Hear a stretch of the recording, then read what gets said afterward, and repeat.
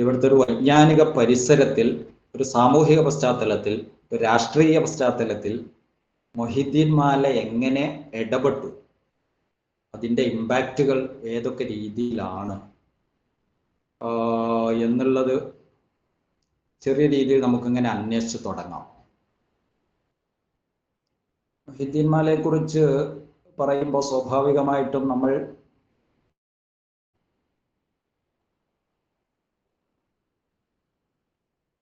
ഈ അറബി മലയാളത്തെ കുറിച്ചിട്ട് മനസ്സിലാക്കേണ്ടതുണ്ട്. അതിൻ്റെ ഒരു കാലം 1607 ഖാദി മുഹമ്മദിൻ്റെ മൊഹിദ്ദീൻ മാല രചിക്കപ്പെടുന്നത് 1607. അപ്പോൾ ആ ഒരു കാലത്തെ നമ്മൾ മനസ്സിലാക്കേണ്ടതുണ്ട്. പിന്നെ അതിൻ്റെ ഒരു എങ്ങനെയാണ് ഇതുപോലെയുള്ള ഒരു ടെക്സ്റ്റ് രൂപീകരിക്കപ്പെടുന്നതിലേക്ക് എത്തിപ്പെടുന്നത് എന്നുള്ളതിനെ കുറിച്ച് നമ്മൾ മനസ്സിലാക്കേണ്ടതുണ്ട്. മൊഹിദ്ദീൻ മാലയെ കുറിച്ച് ഇതുവരെ നടന്ന പല പഠനങ്ങളും, അല്ലെങ്കിൽ ഇതുവരെ ഒരു 5 കൊല്ലം മുമ്പ് വരെ, അല്ലെങ്കിൽ ഒരു 10 കൊല്ലം മുമ്പ് വരെ നടന്നിട്ടുള്ള ധാരാളം പഠനങ്ങൾ ഒരുപക്ഷെ ഒരു കേരളീയ പശ്ചാത്തലത്തിലേക്ക് മാത്രം ചുരുക്കി വെച്ചുകൊണ്ട് ഈ ടെക്സ്റ്റിനെ വായിക്കുന്ന ഒരു സന്ദർഭമാണ് ഉണ്ടായിട്ടുള്ളത്. പിന്നീട് നടന്ന പഠനങ്ങളും കുറെ അങ്ങനെയാണ്. അപ്പോ ഒരു മൊഹിദ്ദീൻ മാല പോലെയുള്ള ഒരു ടെക്സ്റ്റിന് സത്യത്തിൽ ഒരു കേരളീയ പശ്ചാത്തലത്തിൽ മാത്രം വായിക്കപ്പെടേണ്ടതാണോ, അല്ലെങ്കിൽ അതിനപ്പുറത്തേക്ക് ഇന്ത്യൻ ഓഷ്യൻ പശ്ചാത്തലത്തിലൂടെ നമുക്കതിനെ ഒന്ന് വിപുലപ്പെടുത്തിയിട്ട് വായിക്കുമ്പോഴാണ് ശരിക്കും നമ്മൾ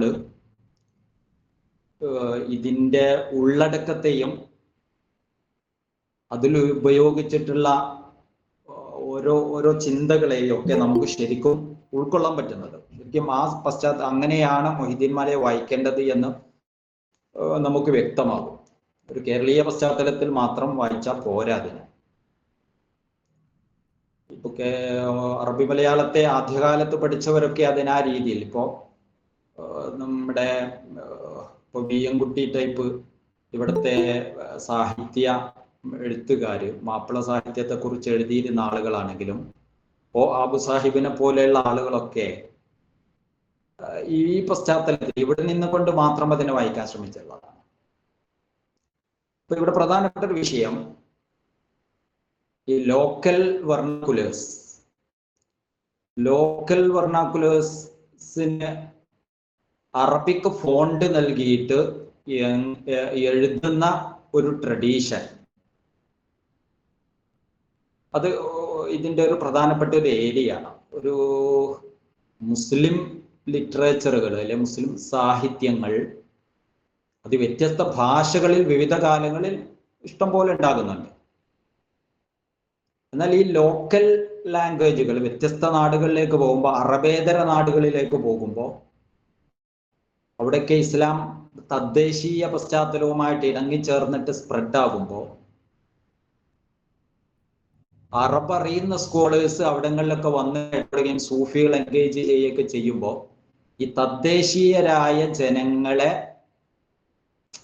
എങ്ങനെ അവർക്ക് ഒരു ഇസ്ലാമികമായ ചിന്തയും ബോധവും കൊടുക്കുന്നുണ്ട് എന്നുള്ളൊരു വിഷയം. അപ്പൊ ആ ഒരു പരിസരത്തിലാണ് നമ്മൾ ഈ ലോക്കൽ വെർണാക്കുലേഴ്സിന് അറബിക് ഫോണ്ട് നൽകിയിട്ട് ഡെവലപ്പാക്കുന്ന ഒരു സിസ്റ്റം, അത് വളരെ നേരത്തെ തന്നെ വ്യത്യസ്ത ഭാഗങ്ങളിൽ, പ്രത്യേകിച്ച് നമ്മൾ പറയുന്ന ഈ ഇന്ത്യൻ ഓഷ്യൻ തീരങ്ങളിലൂടെ നമ്മളിങ്ങനെ അന്വേഷിച്ച് പോകുമ്പോൾ വ്യത്യസ്ത ഭാഗങ്ങളിൽ അത് ഉണ്ടായിരുന്നു എന്ന് നമുക്ക് കണ്ടെത്താൻ പറ്റും. അപ്പോൾ നമ്മൾ ആഫ്രിക്കൻ തീരങ്ങളിലൂടെ പോകുമ്പോൾ, നമ്മൾ സ്പെയിനിൻ്റെ ഭാഗങ്ങളിലൂടെ പോകുമ്പോൾ, ഇപ്പോൾ ആദ്യകാല ഇസ്ലാമത്യ തീരങ്ങളെയൊക്കെ നമ്മളിങ്ങനെ അന്വേഷിച്ചാൽ നമ്മൾ ഇന്ത്യയുടെ തന്നെ സിന്ധും പഞ്ചാബും ഗുജറാത്തും ആ തീരങ്ങളിലൂടെ വന്ന് സൗത്ത് ഇന്ത്യയിലെത്തുമ്പോൾ ഒക്കെ ഈ ഒരു ട്രെൻഡ് അത് പഴയ കാലം മുതൽ തന്നെ വ്യത്യസ്ത ഭാഗങ്ങൾ ഉണ്ടായിരുന്നു എന്നും ഒരു ഗ്ലോബൽ ട്രെൻഡിന്റെ ഭാഗമായിട്ട് ആ ഒരു ട്രഡീഷൻ ഇവിടെയും വന്നു എന്ന് നമുക്ക് മനസ്സിലാക്കാം.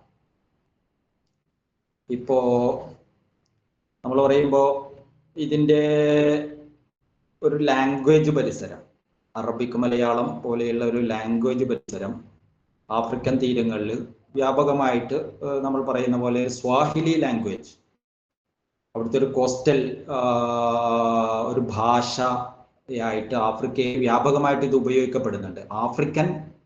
അവിടെ ഓരോ ആഫ്രിക്കൻ തീരങ്ങളിൽ ഒരുപാട് ഭാഷകൾ അറബിക് ഫോണ്ടിൽ എഴുതുന്ന ട്രഡീഷൻ അവിടെ നിലനിന്നിട്ടുണ്ട്. പൊതുവെ അതിന് സ്വാഹിലി ലാംഗ്വേജുകൾ എന്ന് പറയും, സ്വാഹിലി ഭാഷകൾ. അപ്പോൾ അതിനെക്കുറിച്ച് പഠിക്കുമ്പോൾ അതിനെയും അറബി മലയാളത്തെയും നമുക്ക് കമ്പയർ ചെയ്യുമ്പോൾ ഒരുപാട് ചില സാമ്യതകളും ചില പൊതു ട്രെൻഡുകളും നമുക്ക് കണ്ടെത്താൻ പറ്റും. അതേപോലെ നമ്മൾ സ്പെയിനുമായിട്ട് ബന്ധപ്പെട്ട് പഠിക്കുമ്പോഴും 1400 കാലങ്ങളിൽ 1300 കാലങ്ങളിലൊക്കെ മുസ്ലിം സ്പെയിൻ്റെ ഒരു കഥയിൽ മുസ്ലിംസ് ഇൻ സ്പെയിൻ പുസ്തകത്തിൽ കൃത്യമായിട്ട് അവിടുത്തെ ഈ അൽ ജാമിയാദോ എന്ന് പറയുന്ന അറബിക് സ്പാനിഷിനെ കുറിച്ച് പറയുന്നുണ്ട്. സ്പാനിഷ് ലാംഗ്വേജ് അറബി മലയാളത്തിൽ എഴുതുന്ന ട്രെൻഡിനെ കുറിച്ച് അതിൽ പറയുന്നു. ഇതേപോലെ നമ്മൾ സൗത്ത് ഇന്ത്യയിലേക്ക് വരുമ്പോൾ അറബി തമിഴിനെ കുറിച്ച് നമ്മൾ പഠിക്കുന്നു, അർവി എന്ന് പറയുന്നു. അപ്പൊ ഇതിൻ്റെയൊക്കെ ഒരു കാലം നമ്മൾ അടയാളപ്പെടുത്തുമ്പോഴും എന്ന് മുതലാണ് ഇത്തരത്തിലുള്ള ഒരു ട്രഡീഷൻ ഡെവലപ്പായിട്ട് വരുന്നതെന്ന് നോക്കുമ്പോൾ ഇതിൻ്റെ ഒരു ഏരിയ നമ്മൾ ഈ ആദ്യകാലത്ത് ഇസ്ലാമത്യ തീരങ്ങളിൽ തന്നെ ഇത്തരം ട്രെൻഡ് സൂഫികളുടെ എൻഗേജ്മെന്റ്സോടെ ഡെവലപ്പായിട്ട് വരുന്നതാണ് കാണാൻ പറ്റുക. സൂഫിസവുമായിട്ട് ഇത് അഭേദ്യമായിട്ട് ബന്ധപ്പെട്ട് കിടക്കുന്നുണ്ട്. എന്ന് പറഞ്ഞാൽ ലോക്കൽസിനെ എഡ്യൂക്കേറ്റ് ചെയ്യുന്നതുമായിട്ട് ബന്ധപ്പെട്ടാണ് സൂഫികൾ സാധാരണക്കാരുമായിട്ട് ബന്ധപ്പെടുന്നത്. അപ്പൊ ഒരു പുതിയ ഒരു ലാംഗ്വേജിനെ അവർക്ക് പരിചയപ്പെടുത്തുന്നതിന് പകരം അവരുടെ തന്നെ തദ്ദേശീയമായ ലാംഗ്വേജിനെ സ്വീകരിച്ച് അതിനെ അറബിക് ഫോണ്ടിൽ എഴുതുന്ന ഒരു രീതി സൂഫികൾ അവരിടപെട്ടിരുന്ന ഓരോ തീരങ്ങളിലും ഓരോ ദേശങ്ങളിലും ഡെവലപ്പ് ചെയ്ത് കൊണ്ടുവന്നു എന്നുള്ളതാണ്. അപ്പോൾ ഇത്തരം ലോക്കൽ വെർണാക്കുലേഴ്സ് അറബിക് ഫോണ്ടിൽ എഴുതുന്നതിൻ്റെ ഒരു വിപുലമായ ഒരു ട്രെൻഡ് നോക്കുമ്പോൾ അതിൽ സൂഫി കണക്ഷൻസ് വ്യാപകമായിട്ട് കണ്ടെത്താൻ പറ്റും. മറ്റുണ്ടാവും, പക്ഷേ സൂഫി കണക്ഷൻസ് പ്രധാനമായിട്ട് അവരുടെ ഒരു ദഴവ സാധനവുമായിട്ട് ബന്ധപ്പെട്ട് കിടക്കുന്നു എന്ന് മനസ്സിലാക്കാം. അപ്പൊ അങ്ങനെ നമ്മൾ നോക്കുമ്പോൾ ഇതിൻ്റെ ഒറിജിൻ ഏതു മുതലാവാം ഇത്തരത്തിലുള്ള ലാംഗ്വേജ് സംവിധാനങ്ങൾ ഗ്ലോബലി ഡെവലപ്പായിട്ട് വരുന്നത് എന്ന് പറയുമ്പോൾ അപ്പോൾ ഈ സൂഫിസം ഒരു ഓർഗനൈസേഷണൽ സെറ്റപ്പ്, ഒരു സിസ്റ്റമാറ്റിക് സൂഫി ഓർഡറുകൾ ഡെവലപ്പ് ചെയ്ത് വന്നതിന് ശേഷം അതിൻ്റെ വ്യത്യസ്ത ഭാഗങ്ങളിലേക്കുള്ള സ്പ്രെഡ് ഉണ്ടാകുന്നതോടെ ഇത് ആണല്ലോ സൂഫികൾ വ്യത്യസ്ത ഭാഗങ്ങളിലേക്ക് യാത്രകൾ പോകുന്നത്. അതോടെയാണ് ഇത്തരത്തിലുള്ള ഭാഷാ രീതികളെ അവരുടെ ഒരു എൻഗേജ്മെന്റിന്റെ ഭാഗമായിട്ട് രൂപപ്പെടുത്തി വരുന്നത്. വ്യത്യസ്ത രീതിയിലുള്ള വായനകൾ ഉണ്ടായിട്ടുണ്ട്, പക്ഷേ ഇത്തരത്തിലുള്ള ഒരു വായന വളരെ പ്രധാനമാണ് എന്ന് തോന്നുന്നു. പലരും ഈ ഒരു കണക്ഷനെ നമുക്ക് ഈ സൂഫി കണക്ഷൻ നമുക്ക് ചേർത്ത് വെക്കാൻ പറ്റും. അപ്പൊ 12 നൂറ്റാണ്ടുകളോടെയാണ് സിസ്റ്റമാറ്റിക് സൂഫി ഓർഡറുകൾ ഡെവലപ്പ് ആയിട്ട് വരുന്നത്. അപ്പൊ അതോടെ തന്നെ ലോകത്തിന്റെ വ്യത്യസ്ത ഭാഗങ്ങളിലേക്ക് സൂഫിസം സ്പ്രെഡ് ആകുന്നുണ്ട്. പ്രധാനമായിട്ടും നമ്മൾ നേരത്തെ സൂചിപ്പിച്ച ഈ ഓഷ്യൻ സെന്റേർഡ് അതിൻ്റെ കോസ്റ്റൽ ബെൽറ്റുകളിലേക്ക് ഇത് വളരെ പെട്ടെന്ന് സ്പ്രെഡ് ആകുന്നുണ്ട്. ആ ഒരു ഇതിലേക്ക് നമ്മുടെ ഇന്ത്യൻ ഓഷ്യൻ പരിസരങ്ങളിൽ ഒക്കെ ഇത് വളരെ നേരത്തെ തന്നെ എത്തിച്ചേരുന്നുണ്ട്. അപ്പോൾ സൂഫികളുടെ കണക്ഷന്റെ ഭാഗമായിട്ടാണ് ലോക്കൽ വെർണാക്കുലേഴ്സിന് ഈ അറബിക് ഫോണ്ട് നൽകി വരുന്ന ഒരു ട്രെൻഡ്. അപ്പൊ ആ ട്രെൻഡ് നോക്കുമ്പോൾ ഒരു 13, 14, 15 നൂറ്റാണ്ടുകളോടെയാണ് കാലങ്ങളിലാണ് ഇത് ലോകത്തിന്റെ വ്യത്യസ്ത ഭാഗത്ത് ഡെവലപ്പ് ചെയ്ത് വരുന്നത് എന്ന് നമുക്കൊരു ഏകദേശം ഒരു അനുമാനത്തിൽ നമുക്ക് എത്തിച്ചേരാൻ പറ്റും. അപ്പോ വ്യത്യസ്ത ഭാഗങ്ങൾ ഞാൻ നേരത്തെ സൂചിപ്പിച്ച സ്വാഹിലി ആണെങ്കിലും സ്പാനിഷ് ആണെങ്കിലും അറബി ആണെങ്കിലും ഒക്കെ നമ്മൾ അതുമായിട്ട് കണക്ട് ചെയ്ത് നോക്കുമ്പോൾ അവയിൽ ആ ലിറ്ററേച്ചറുകളിൽ ആദ്യമായിട്ട് കണ്ടെടുക്കപ്പെട്ട രചനകളുടെ കാലം നമ്മൾ ചേർത്ത് വായിക്കുമ്പോൾ ഏകദേശം ഒരു 1-2 നൂറ്റാണ്ടുകളുടെ ഉള്ളിലാണ് ഇത്തരത്തിൽ ലാംഗ്വേജുകളുടെ ഒരു ഡെവലപ്മെന്റ് എന്ന് ആദ്യം കണ്ടെടുക്കപ്പെട്ടത്. ആദ്യം എന്ന് വന്നു എന്ന് പറയാൻ പറ്റില്ലെങ്കിലും കണ്ടെടുക്കപ്പെട്ട ആദ്യത്തെ ഗ്രന്ഥങ്ങൾ ഈ വ്യത്യസ്ത കോസ്റ്റൽ ബെൽറ്റുകളിൽ തീരങ്ങളിൽ നിന്ന് ലോക്കൽ വെർണാക്കുലേഴ്സ് അറബിക് ഫോണ്ടിൽ എത്തുന്ന ട്രെൻഡുകൾ ഏകദേശം ഒരു 1-2 നൂറ്റാണ്ടുകൾക്കിടയിലാണ് രൂപപ്പെട്ടു വന്നത് കാണാൻ പറ്റും. ഒരു 14, 15, 16 നൂറ്റാണ്ടുകൾക്കിടയിലാണ് വ്യത്യസ്ത ഭാഗങ്ങളിൽ ഇത് ഡെവലപ്പായിട്ട് വരുന്നത് എന്ന് നമുക്കൊരു കൺക്ലൂഷനിലേക്ക് എത്താം. അപ്പൊ സ്വാഹിലി ഭാഗങ്ങളിൽ ആഫ്രിക്കൻ തീരങ്ങളിൽ ആദ്യമായിട്ട് കണ്ടെടുക്കപ്പെടുന്ന കൃതി ഒരു 1700-ന്റെ ഒരു ആദ്യ പാതിയിലാണ്. 1700-ന്റെ തുടക്കത്തിലായിട്ടാണ് സ്വാഹിലി ഭാഗങ്ങളിൽ കണ്ടെടുക്കപ്പെടുന്ന ഈ അറബിക് ഫോണ്ടിൽ എഴുതപ്പെടുന്ന ആദ്യ കൃതി. ഇത് അവിടെ ഇഷ്ടം പോലെ രചനകൾ ഉണ്ടാകുന്നുണ്ട്. പിൽക്കാലത്തും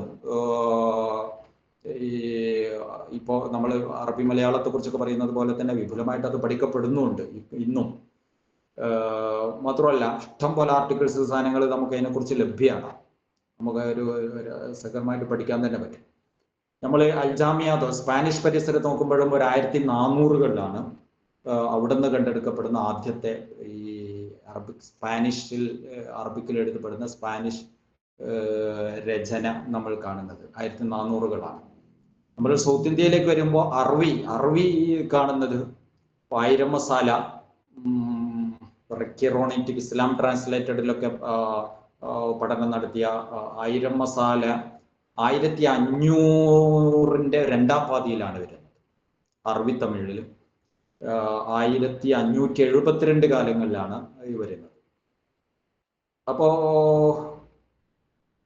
അതിനെ തുടർന്ന് തന്നെ ഇപ്പൊ മീറാജുമാല എന്നൊക്കെ പറയുന്ന 1590-കളിൽ വരുന്നുണ്ട്. ചുറ്റി പറഞ്ഞാൽ 1500-ന്റെ ആ ഒരു കാലഘട്ടത്തിൽ തന്നെ അറബി ഈ തമിഴിൽ നമുക്ക് ആദ്യമായിട്ടുള്ള രചനകൾ കണ്ടെത്താൻ പറ്റുന്നുണ്ട്. സത്യത്തിൽ ഇതിനോട് ചേർത്ത് വെച്ചുകൊണ്ട് തന്നെയാണ് നമുക്ക് മൊഹീദ്ദീൻ മാലയെയും വായിക്കാൻ സാധിക്കുന്നത്. മൊഹീദ്ദീൻ മാലയുടെ കാലം അപ്പോൾ 1607 എന്ന് പറയുമ്പോൾ നമ്മളത് വലിയൊരു ഡിസ്കഷനായിട്ട് കേരളത്തിൽ പൊതുവെ ചർച്ച ചെയ്യപ്പെടാറുണ്ടല്ലോ, മൊഹീദ്ദീൻ മാലയുടെ കാലം. അപ്പൊ അന്ന് മുതലാണോ അറബി മലയാളം ഡെവലപ്പായിട്ടുള്ളത് എന്നും നബിയുടെ കാലത്ത് മുതലേ തുടങ്ങിയിട്ടുണ്ട്, അറബികളുടെ വരവോടെ തുടങ്ങിയിട്ടുണ്ട്. അറബി മലയാളത്തിന്റെ ഒറിജിനായിട്ട് ബന്ധപ്പെട്ട് വ്യത്യസ്ത ഡിസ്കഷൻസുകൾ ഓൾറെഡി ഇവിടെ ഉണ്ട്. അപ്പൊ നമുക്ക് ശരിക്കും ഈ മൊഹീദ്ദീൻ മാലയുടെ കാലത്തെ നമ്മൾ നിർണ്ണയിക്കുമ്പോൾ ഞാൻ പറഞ്ഞതുപോലെ ഇന്ത്യൻ ഓഷ്യൻ പരിസരങ്ങളിലൂടെയുള്ള ആദ്യകാല സൂഫി സഞ്ചാരങ്ങളുമായിട്ട് ബന്ധപ്പെട്ട് ഇതിനെ ചേർത്ത് വായിക്കുമ്പോൾ ഏകദേശം ഈ 1400, 500, 600 കാലഘട്ടത്തിന്റെ ആ ഒരു പരിസരങ്ങളിലാണ് ലോകത്തിന്റെ വ്യത്യസ്ത ഭാഗങ്ങളിൽ ഇത്തരം ലോക്കൽ വെർണാക്കുലേഴ്സിന് അറബിക് ഫോണ്ട് നൽകുന്ന ട്രെൻഡ് ഡെവലപ്പ് ചെയ്ത് വരുന്നത് എന്നുള്ള ഒരു സ്ഥാനത്തെ നമുക്ക് മനസ്സിലാക്കിയെടുക്കാൻ പറ്റും. അപ്പോൾ ആ ഒരു ചരിത്രത്തിന്റെ കണ്ടിന്യൂറ്റി ആയിട്ട് തന്നെയാണ് ഒരു അറബി മലയാളം ഇവിടെ വരുന്നത്. വലിയ ഒരു കേരളീയ പശ്ചാത്തലത്തിനപ്പുറത്തേക്ക് ഒരു ഗ്ലോബൽ ട്രെൻഡിന്റെ ഭാഗമായിട്ട് തന്നെയാണ് നമുക്ക് ഈ ഒരു ലാംഗ്വേജ് ട്രഡീഷനെയും വായിക്കേണ്ടത് എന്ന് ചുരുക്കം. ഒരു കേരളീയ പരിസരത്തിൽ നിന്ന് ഇതിനെ ഒരിക്കലും വായിക്കാൻ നമുക്ക് പറ്റില്ല, അതിൽ മാത്രം ചുരുക്കാൻ നമുക്ക് പറ്റില്ല. ശരിക്കും ഇതിന്റെ ഒരു ടെക്സ്റ്റിന്റെയും അല്ലെങ്കിൽ അറബി മലയാള സാധനത്തിന്റെ ഒരു ഇന്റലക്ച്വൽ മേക്കപ്പ് അതിനൊക്കെ ഉണ്ട്. ആ ഒരു ഡീപ്പായിട്ട് അതിന്റെ ഒരു ഉള്ളടക്കവും പശ്ചാത്തലവും നമുക്ക് കിട്ടണമെങ്കിൽ ഇത്തരത്തിലുള്ള ഒരു ഗ്ലോബൽ പരിസരത്തിൽ നമുക്ക് അതിനെ വായിക്കേണ്ടി വരും. അപ്പോൾ ഈ മേഖലകളിലൊക്കെ ധാരാളം പഠനങ്ങൾ ഓൾറെഡി നടന്നിട്ടുണ്ട് എന്നുള്ളതാണ്. നമ്മൾ നേരത്തെ പറഞ്ഞ ഓരോ വിഷയത്തെക്കുറിച്ചും നേരത്തെ തന്നെ ഓൾറെഡി ഈ മനോഹരമായ പഠനങ്ങൾ നടന്നിട്ടുണ്ട് എന്നുള്ളതാണ്. ഇപ്പോ ഒരു ഇന്ത്യൻ പശ്ചാത്തലത്തിലേക്ക് തന്നെ നമ്മൾ വരുമ്പോൾ നമ്മൾ പറയുന്ന ഗുജറാത്തി, അറബിക് ഗുജറാത്തി വരുന്നുണ്ട്, അറബിക് പഞ്ചാബി വരുന്നുണ്ട്, നമ്മൾ ഡെക്കാൻ പരിസരങ്ങളിൽ ഉള്ള ധാരാളം സൂഫി കാവ്യങ്ങൾ വരുന്നുണ്ട്. ഒരു ഇന്ത്യൻ പരിസരത്തിലേക്ക് തന്നെ നമ്മൾ വരുമ്പോൾ അത്തരത്തിലുള്ള ധാരാളം നമ്മൾ ഇതിലേക്ക് ചേർത്ത് വായിക്കാൻ പറ്റിയ ധാരാളം സംഭവങ്ങൾ കാണുന്നുണ്ട്. ഇപ്പോ ഗുജറാത്ത് പരിസരത്തില് അവിടത്തുള്ള ഈ ബോറ മുസ്ലിംസിനിടയിൽ വ്യാപകമായിട്ട് ഉപയോഗിക്കപ്പെട്ടിരുന്ന ഗുജറാത്തി ലാംഗ്വേജ് അറബിക് ഫോണ്ട് നൽകിയിട്ട് ഉപയോഗിക്കുന്ന ഒരു ട്രെൻഡ് ഉണ്ടായിരുന്നു. ഇപ്പോൾ AS ആസാനി ഈയുടെ ധാരാളം ലേഖനങ്ങൾ ഈ വിഷയത്തിൽ നമുക്ക് കാണാൻ പറ്റും. AS ആസാനി രസകരമായിട്ട് അദ്ദേഹം ഈ വിഷയത്തെ പഠിക്കുന്നത് ഈ ഖോജക്കി ലാംഗ്വേജ് എന്നുള്ള ബോറ മുസ്ലിംസിനിടയിൽ ഉള്ള ഈ ഒരു ട്രഡീഷനെ കുറിച്ച്.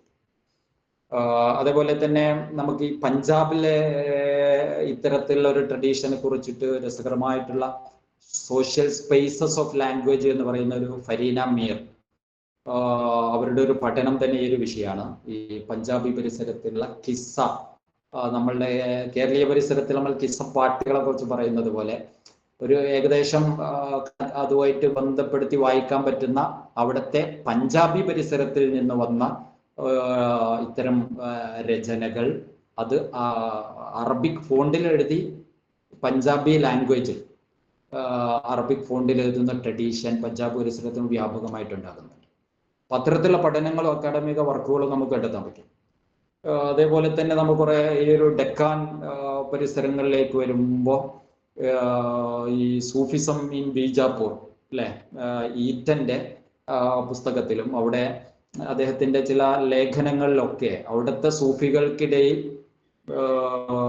അവർ ഡെവലപ്പാക്കിയെടുത്ത അവിടുത്തെ ലോക്കൽ സാധാരണക്കാരുടെ ഭാഷയെ ഈ എങ്ങനെ സൂഫി രചനകളിൽ അവരെങ്ങനെ ഇൻകോർപ്പറേറ്റ് ചെയ്ത് കൊണ്ടുവന്നു എന്നുള്ള ഡെഡിക്കേഷനെ കുറിച്ചിട്ട് അവിടെ ഈ നൂല് നൂൽക്കുന്ന ഘട്ടങ്ങളിലും അതേപോലെ തന്നെ അവരുടെ സാധാരണ തൊഴിലിടങ്ങളിലൊക്കെ അവര് സൂഫികള് ഇത്തരത്തിലുള്ള എലമെന്റ്സുകൾ, സൂഫി എലമെന്റ്സുകൾ സാധാരണക്കാരുടെ പാട്ടുകളിൽ എങ്ങനെ ചേർത്ത് വെച്ച് ഡെവലപ്പ് ചെയ്തു എന്നുള്ളതിന്റെ ട്രഡീഷനൊക്കെ പറയുന്നുണ്ട്.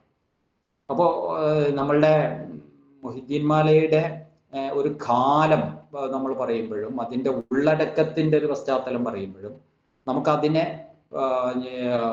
ഒരു കേരളീയ പശ്ചാത്തലത്തിനപ്പുറത്തേക്ക് നമുക്ക് ചേർത്ത് വായിക്കുമ്പോൾ ആ വലിയൊരു ട്രഡീഷന്റെ കണ്ടിന്യൂറ്റി ആയിട്ടാണ് അതിൻ്റെ ഉള്ളടക്കങ്ങൾ പോലും രൂപപ്പെട്ടു വന്നിട്ടുള്ളത് എന്ന് മനസ്സിലാക്കാൻ പറ്റും. ഇപ്പോൾ മറ്റൊന്ന് പറയുന്നപ്പോൾ അതിൻ്റെ ഒരു ഉള്ളടക്കത്തെ കുറിച്ച് നമ്മൾ പറയുമ്പോൾ ഈ ഒരു ഖാദിരി സൂഫി ഓർഡറുമായിട്ട് ബന്ധപ്പെട്ടിട്ടാണ് മൊഹിദ്ദീൻ മാല ഉള്ളത്. അപ്പൊ എന്തുകൊണ്ട് ഞാൻ നേരത്തെ സൂചിപ്പിച്ചതുപോലെ വ്യത്യസ്ത ഭാഗങ്ങളിൽ നിന്ന് കണ്ടെടുക്കപ്പെട്ട ആദ്യകാല രചനകളുടെ ഉള്ളടക്കവും അത്യാവശ്യമൊക്കെ ഒരു സൂഫി സൂഫിസവുമായിട്ട് ബന്ധപ്പെട്ടിട്ടുള്ളതാണ് എന്നാണ്. പലതിൻ്റെയും ഉള്ളടക്കം ഒരു സൂഫിസവുമായിട്ട് ബന്ധപ്പെട്ട് കിടക്കുന്നത് തന്നെയാണ്. അപ്പോൾ ആ ഒരു കാലഘട്ടത്തിലെ ഒരു ത്വരീക്കത്തുകളുടെയും സൂഫിസത്തിൻ്റെയും ഒരു കാറ്റ് അത് അടിച്ചു വീശുന്നുണ്ട് എല്ലാ ഭാഗത്തേക്കും. അതിൻ്റെ ആ ഒരു ട്രെൻഡുമായിട്ടും ഇത് ബന്ധപ്പെട്ട് കിടക്കുന്നുണ്ട്. മറ്റൊന്ന്, അത് തന്നെ ഈ ഖാദിരി സൂഫി ഓർഡറിന്റെ ഒരു വ്യാപകമായ ഒരു കാറ്റ് അത് ഗ്ലോബലി എല്ലാ തീരങ്ങളിലൂടെയും അത് അടിച്ചു വീശുന്നുണ്ട്. ആ ഒരു സാധനം തന്നെയാണ് നമുക്ക് ഇവിടെയും കാണാൻ സാധിക്കുന്നത് എന്നാണ്. അപ്പോൾ നമ്മൾ നോക്കുമ്പോൾ അത് തന്നെ ഈ ഖാദിരി സൂഫി ഓർഡർ 1200, 300, 400 കാലഘട്ടത്തിൽ തന്നെ ഒരു മലബാർ പശ്ചാത്തലത്തിൽ അതിന് ഒരു ശക്തമായ ബൂം ഉണ്ടാകുന്നുണ്ട്. അത് മലബാറിൽ എന്തുകൊണ്ടുണ്ടാകുന്നു എന്ന് വെച്ചാൽ ഞാൻ നേരത്തെ സൂചിപ്പിച്ചതുപോലെ അത് വ്യത്യസ്ത ഭാഗങ്ങളിൽ ഉണ്ടാകുന്നുണ്ട്. നമ്മൾ സാധാരണ പറയുന്നത് പോലെ ഇപ്പോ ഖാലി മുഹമ്മദിൻ പാട്ട് പാടുമ്പോൾ തന്നെ പറയുമ്പോൾ തന്നെ അതിന്റെ റെഫറൻസുകളും സോഴ്സ് പറയുന്നുണ്ടല്ലോ. അപ്പോൾ അദ്ദേഹത്തിന്റെ മുഹിദ്ദീൻ ഷേഖിന്റെ ചില കിതാബുകളിൽ നിന്നും അതേപോലെ ബഹ്ജത്തുൽ അസ്റാർ എന്ന് പറയുന്ന ടെക്സ്റ്റിൽ നിന്നും മറ്റു ചില ടെക്സ്റ്റുകളിൽ നിന്നൊക്കെയാണ് അദ്ദേഹം ഇത് ഡെവലപ്പ് ചെയ്ത് കൊണ്ടുവന്നത് എന്ന കവിതയിൽ തന്നെ പറയുന്നുണ്ട്. അപ്പോൾ ഇവിടെ അത് ഒരു കാവ്യരൂപത്തിലേക്ക് വരുന്ന ഒരു കാലഘട്ടത്തിലോ അല്ലെങ്കിൽ അതിൻ്റെ ചേർന്ന് നിന്ന കാലഘട്ടത്തിലോ തന്നെ ഇതേപോലെയുള്ള രചനകൾ അറബി തമിഴിലും ഇവിടെ തമിഴ്നാട്ടിൽ അല്ലെങ്കിൽ പഴയ ഒരു ഈ നമ്മുടെ ഇതിനോട് മലബാറിനോട് ചേർന്ന് നിൽക്കുന്ന മൾബർ പരിസരങ്ങളിലും ഉണ്ടാകുന്നുണ്ട് എന്നുള്ളതാണ്. അതൊരു കേരളീയ പശ്ചാത്തലത്തിൽ മാത്രം ഒരു സുപ്രഭാതത്തിൽ പൊട്ടിമുളക്കുന്ന ഒന്നല്ല ഇതിന്റെ ഉള്ളടക്കം. ഇത്തരത്തിലുള്ള ഒരു സാധനമാവുക എന്നുള്ളത്, മറിച്ച് അതേ കാലഘട്ടത്തിൽ തന്നെ ഇതിന്റെ മറ്റൊരു വേർഷൻ അത് ഈ അറബി പരിസരത്തിലും ഒരു മൾബർ പരിസരത്തിലും ഉണ്ടാകുന്നുണ്ട്. അപ്പൊ ഒരു ഷെയർഡ് ചെയ്യപ്പെട്ട ഒരു ഷെയർഡ് തോട്ടിന്റെ ഭാഗമായിട്ട് അത് പല നാടുകളിലും പല ഇടങ്ങളിലും അത് പല കോലത്തിൽ ഒരേ ഉള്ളടക്കം ഒരേ തീം പല ഏരിയകളിൽ പല രൂപത്തിൽ അതിന്റെ എക്സ്പ്രഷൻസുകൾ ഉണ്ടാകുന്നു, പ്രസന്റേഷൻസുകൾ ഉണ്ടാകുന്നു എന്നുള്ളതാണ്. അപ്പോഴും നമ്മൾ പറയുന്ന ഒരു ഷെയർഡ് തോട്ടിന്റെ ഭാഗമായിട്ടാണ് ഇവിടെയും അതുപോലെ ഒരു സാധനം രൂപപ്പെട്ടു വരുന്നത്. അപ്പൊ ഖാദി മുഹമ്മദിന്റെ അദ്ദേഹത്തിന്റെ വ്യാപകമായ ബന്ധങ്ങളും പുറം ലോകമായിട്ടുള്ള കണക്ഷനുകളും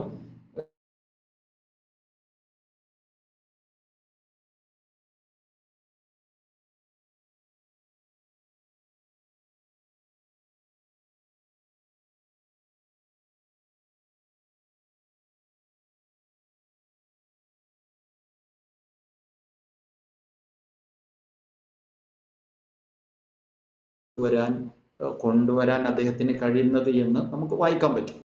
അപ്പോൾ ഇത് ഒരു ഒറ്റപ്പെട്ട സംഭവമല്ല എന്ന് ചുരുക്കം.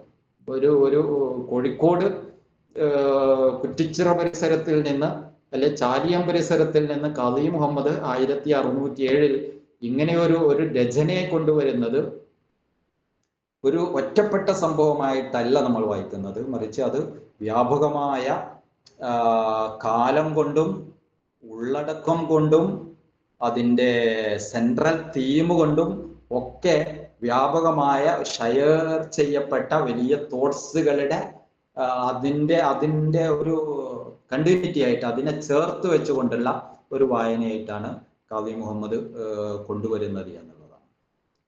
പിന്നെ അതിൽ ഉപയോഗിക്കുന്ന ഓരോ സംഭവങ്ങളും ആ രീതിയിൽ തന്നെയാണ്. അവിടെ നമുക്ക് ആ ഒരു കാലത്തെ വായിക്കുമ്പോഴും ഇപ്പോ നമ്മൾ സാധാരണ പറയാറുള്ളത് പോലെ നമ്മുടെ എഴുത്തച്ഛന്റെ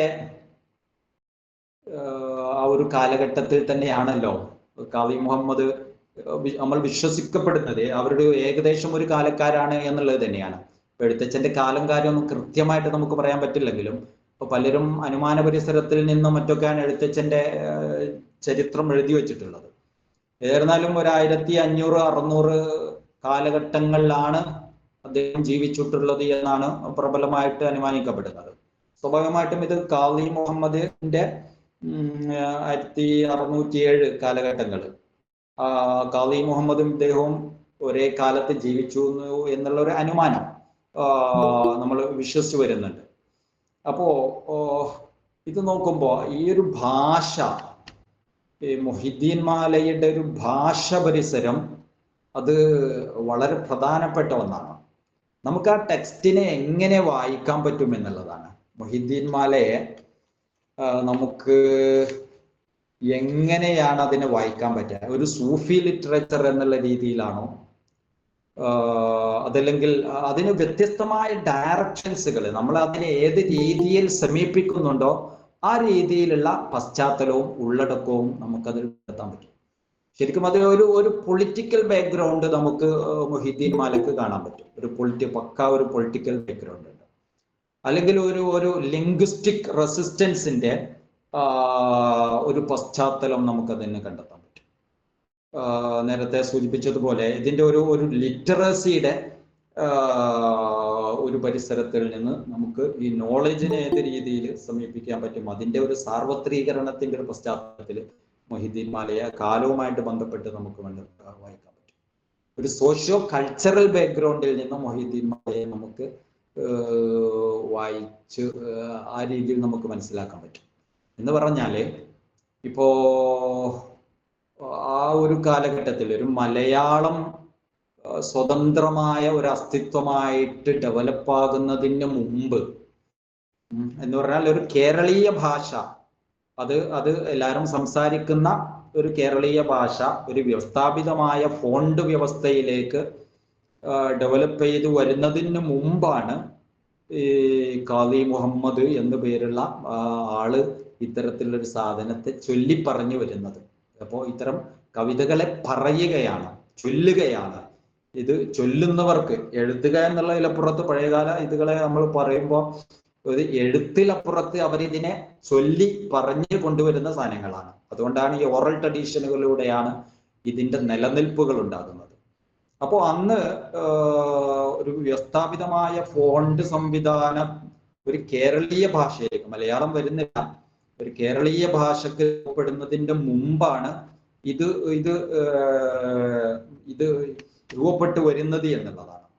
അപ്പോ ആ കാലഘട്ടത്തിലെ ഞാൻ സൂചിപ്പിച്ചതുപോലെ ഒരു അപ്രതീക്ഷിതമായിട്ട് രൂപപ്പെടുന്ന ഒരു സാഹിത്യം എന്നുള്ളതിലപ്പുറത്ത് ഇന്റൻഷനലി ബോധപൂർവം ഡെവലപ്പ് ചെയ്തെടുക്കുന്ന ഒരു സാഹിത്യമായിട്ടാണ് നമ്മൾ മൊഹീദ്ദീൻ മാലയെ കാണുന്നത്. അപ്പോ ആസ് എ സ്കോളർ അന്ന് കാളി മുഹമ്മദിന്റെ ഒരു ഇടം എന്ന് പറയുന്നത് അദ്ദേഹം കോഴിക്കോട്ട് കാളിയാണ്. അപ്പോ അദ്ദേഹത്തിന്റെ പിതാവ്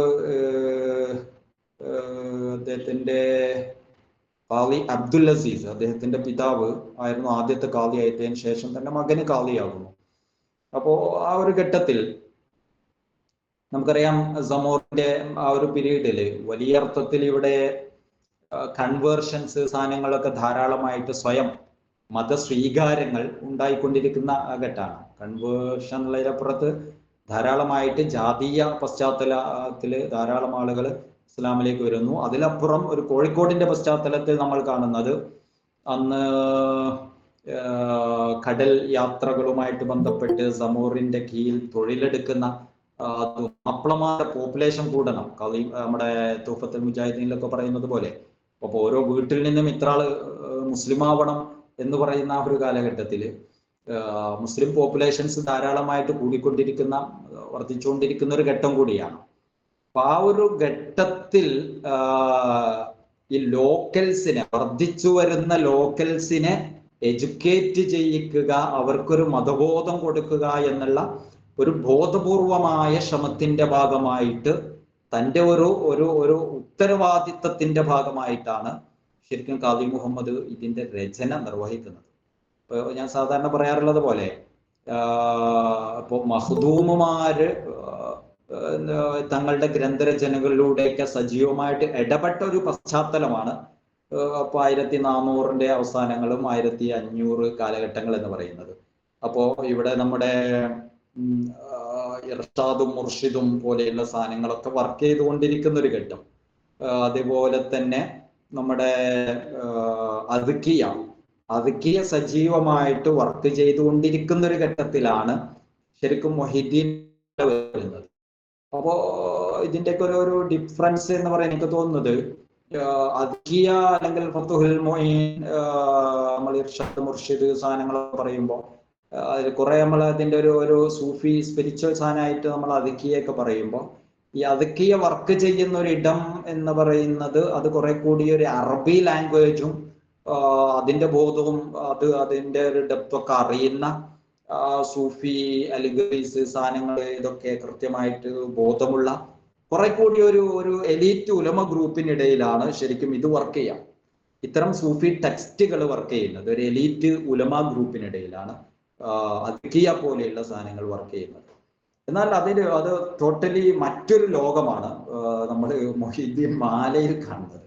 മൊഹീദ്ദീൻ മാല ഞാൻ സൂചിപ്പിച്ചതുപോലെ അതേ കാലത്ത്, അതിനെ തുടർന്ന് വരുന്ന ഒരു കാലത്ത്, അപ്പോൾ ഇവിടെ വർദ്ധിച്ചു വരുന്ന ലോക്കൽസിനെ അഡ്രസ് ചെയ്തുകൊണ്ടാണ് വർദ്ധിച്ചു വരുന്ന ലോക്കൽസ്,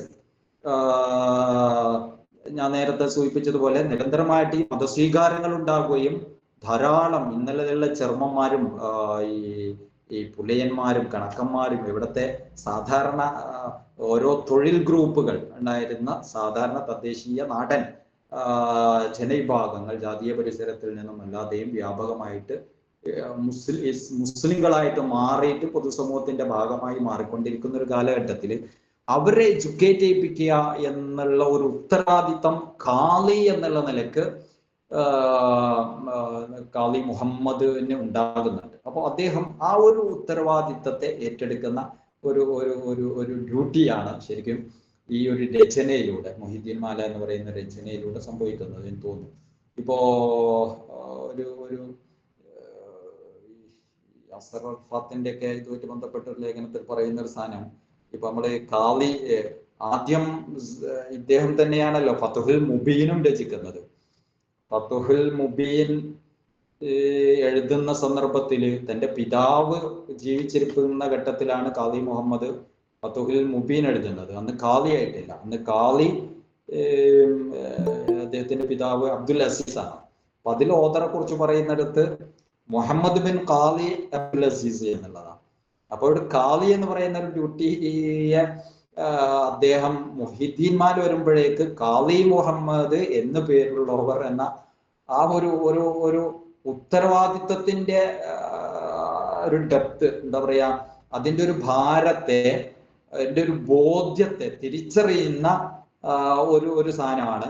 അപ്പൊ മറ്റുള്ളത് പറയുമ്പോൾ ഖാദിയായ അബ്ദുൽ അസീസിന്റെ മകനായ മുഹമ്മദ് എഴുതുന്നതും ഇപ്പൊ ഇവിടെ വരുമ്പോൾ ഖാലി മുഹമ്മദ് എഴുതുന്നതുമായിട്ടുള്ള ഒരു ഡിഫറൻസ്.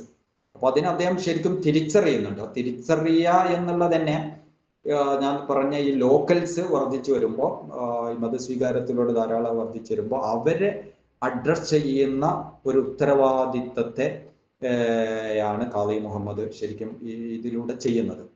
അപ്പോൾ ഇന്റൻഷണലി അദ്ദേഹം ആ കാലത്തിന്റെ വ്യത്യസ്ത തലങ്ങളെ മനസ്സിലാക്കിക്കൊണ്ട് ഡെവലപ്പാക്കി എടുക്കുന്ന ഒരു സാഹിത്യ സാധനമാണത്. അതിൽ ഏറ്റവും പ്രൈമറി ആയിട്ട് വരുന്നത് എഡ്യൂക്കേറ്റിംഗ് ദി ലോക്കൽസ് എന്ന് പറയുന്ന ഒരു സാധനമാണ്. ലോക്കൽസിനെ എഡ്യൂക്കേറ്റ് ചെയ്യിപ്പിക്കുക എന്നുള്ളൊരു സാധനമാണ്. അത് തന്നെ നമ്മൾ നേരത്തെ പറഞ്ഞതുപോലെ ലിറ്ററസിയുമായിട്ട് ബന്ധപ്പെട്ട് കിടക്കുന്ന ഒരു സാധനമാണ്.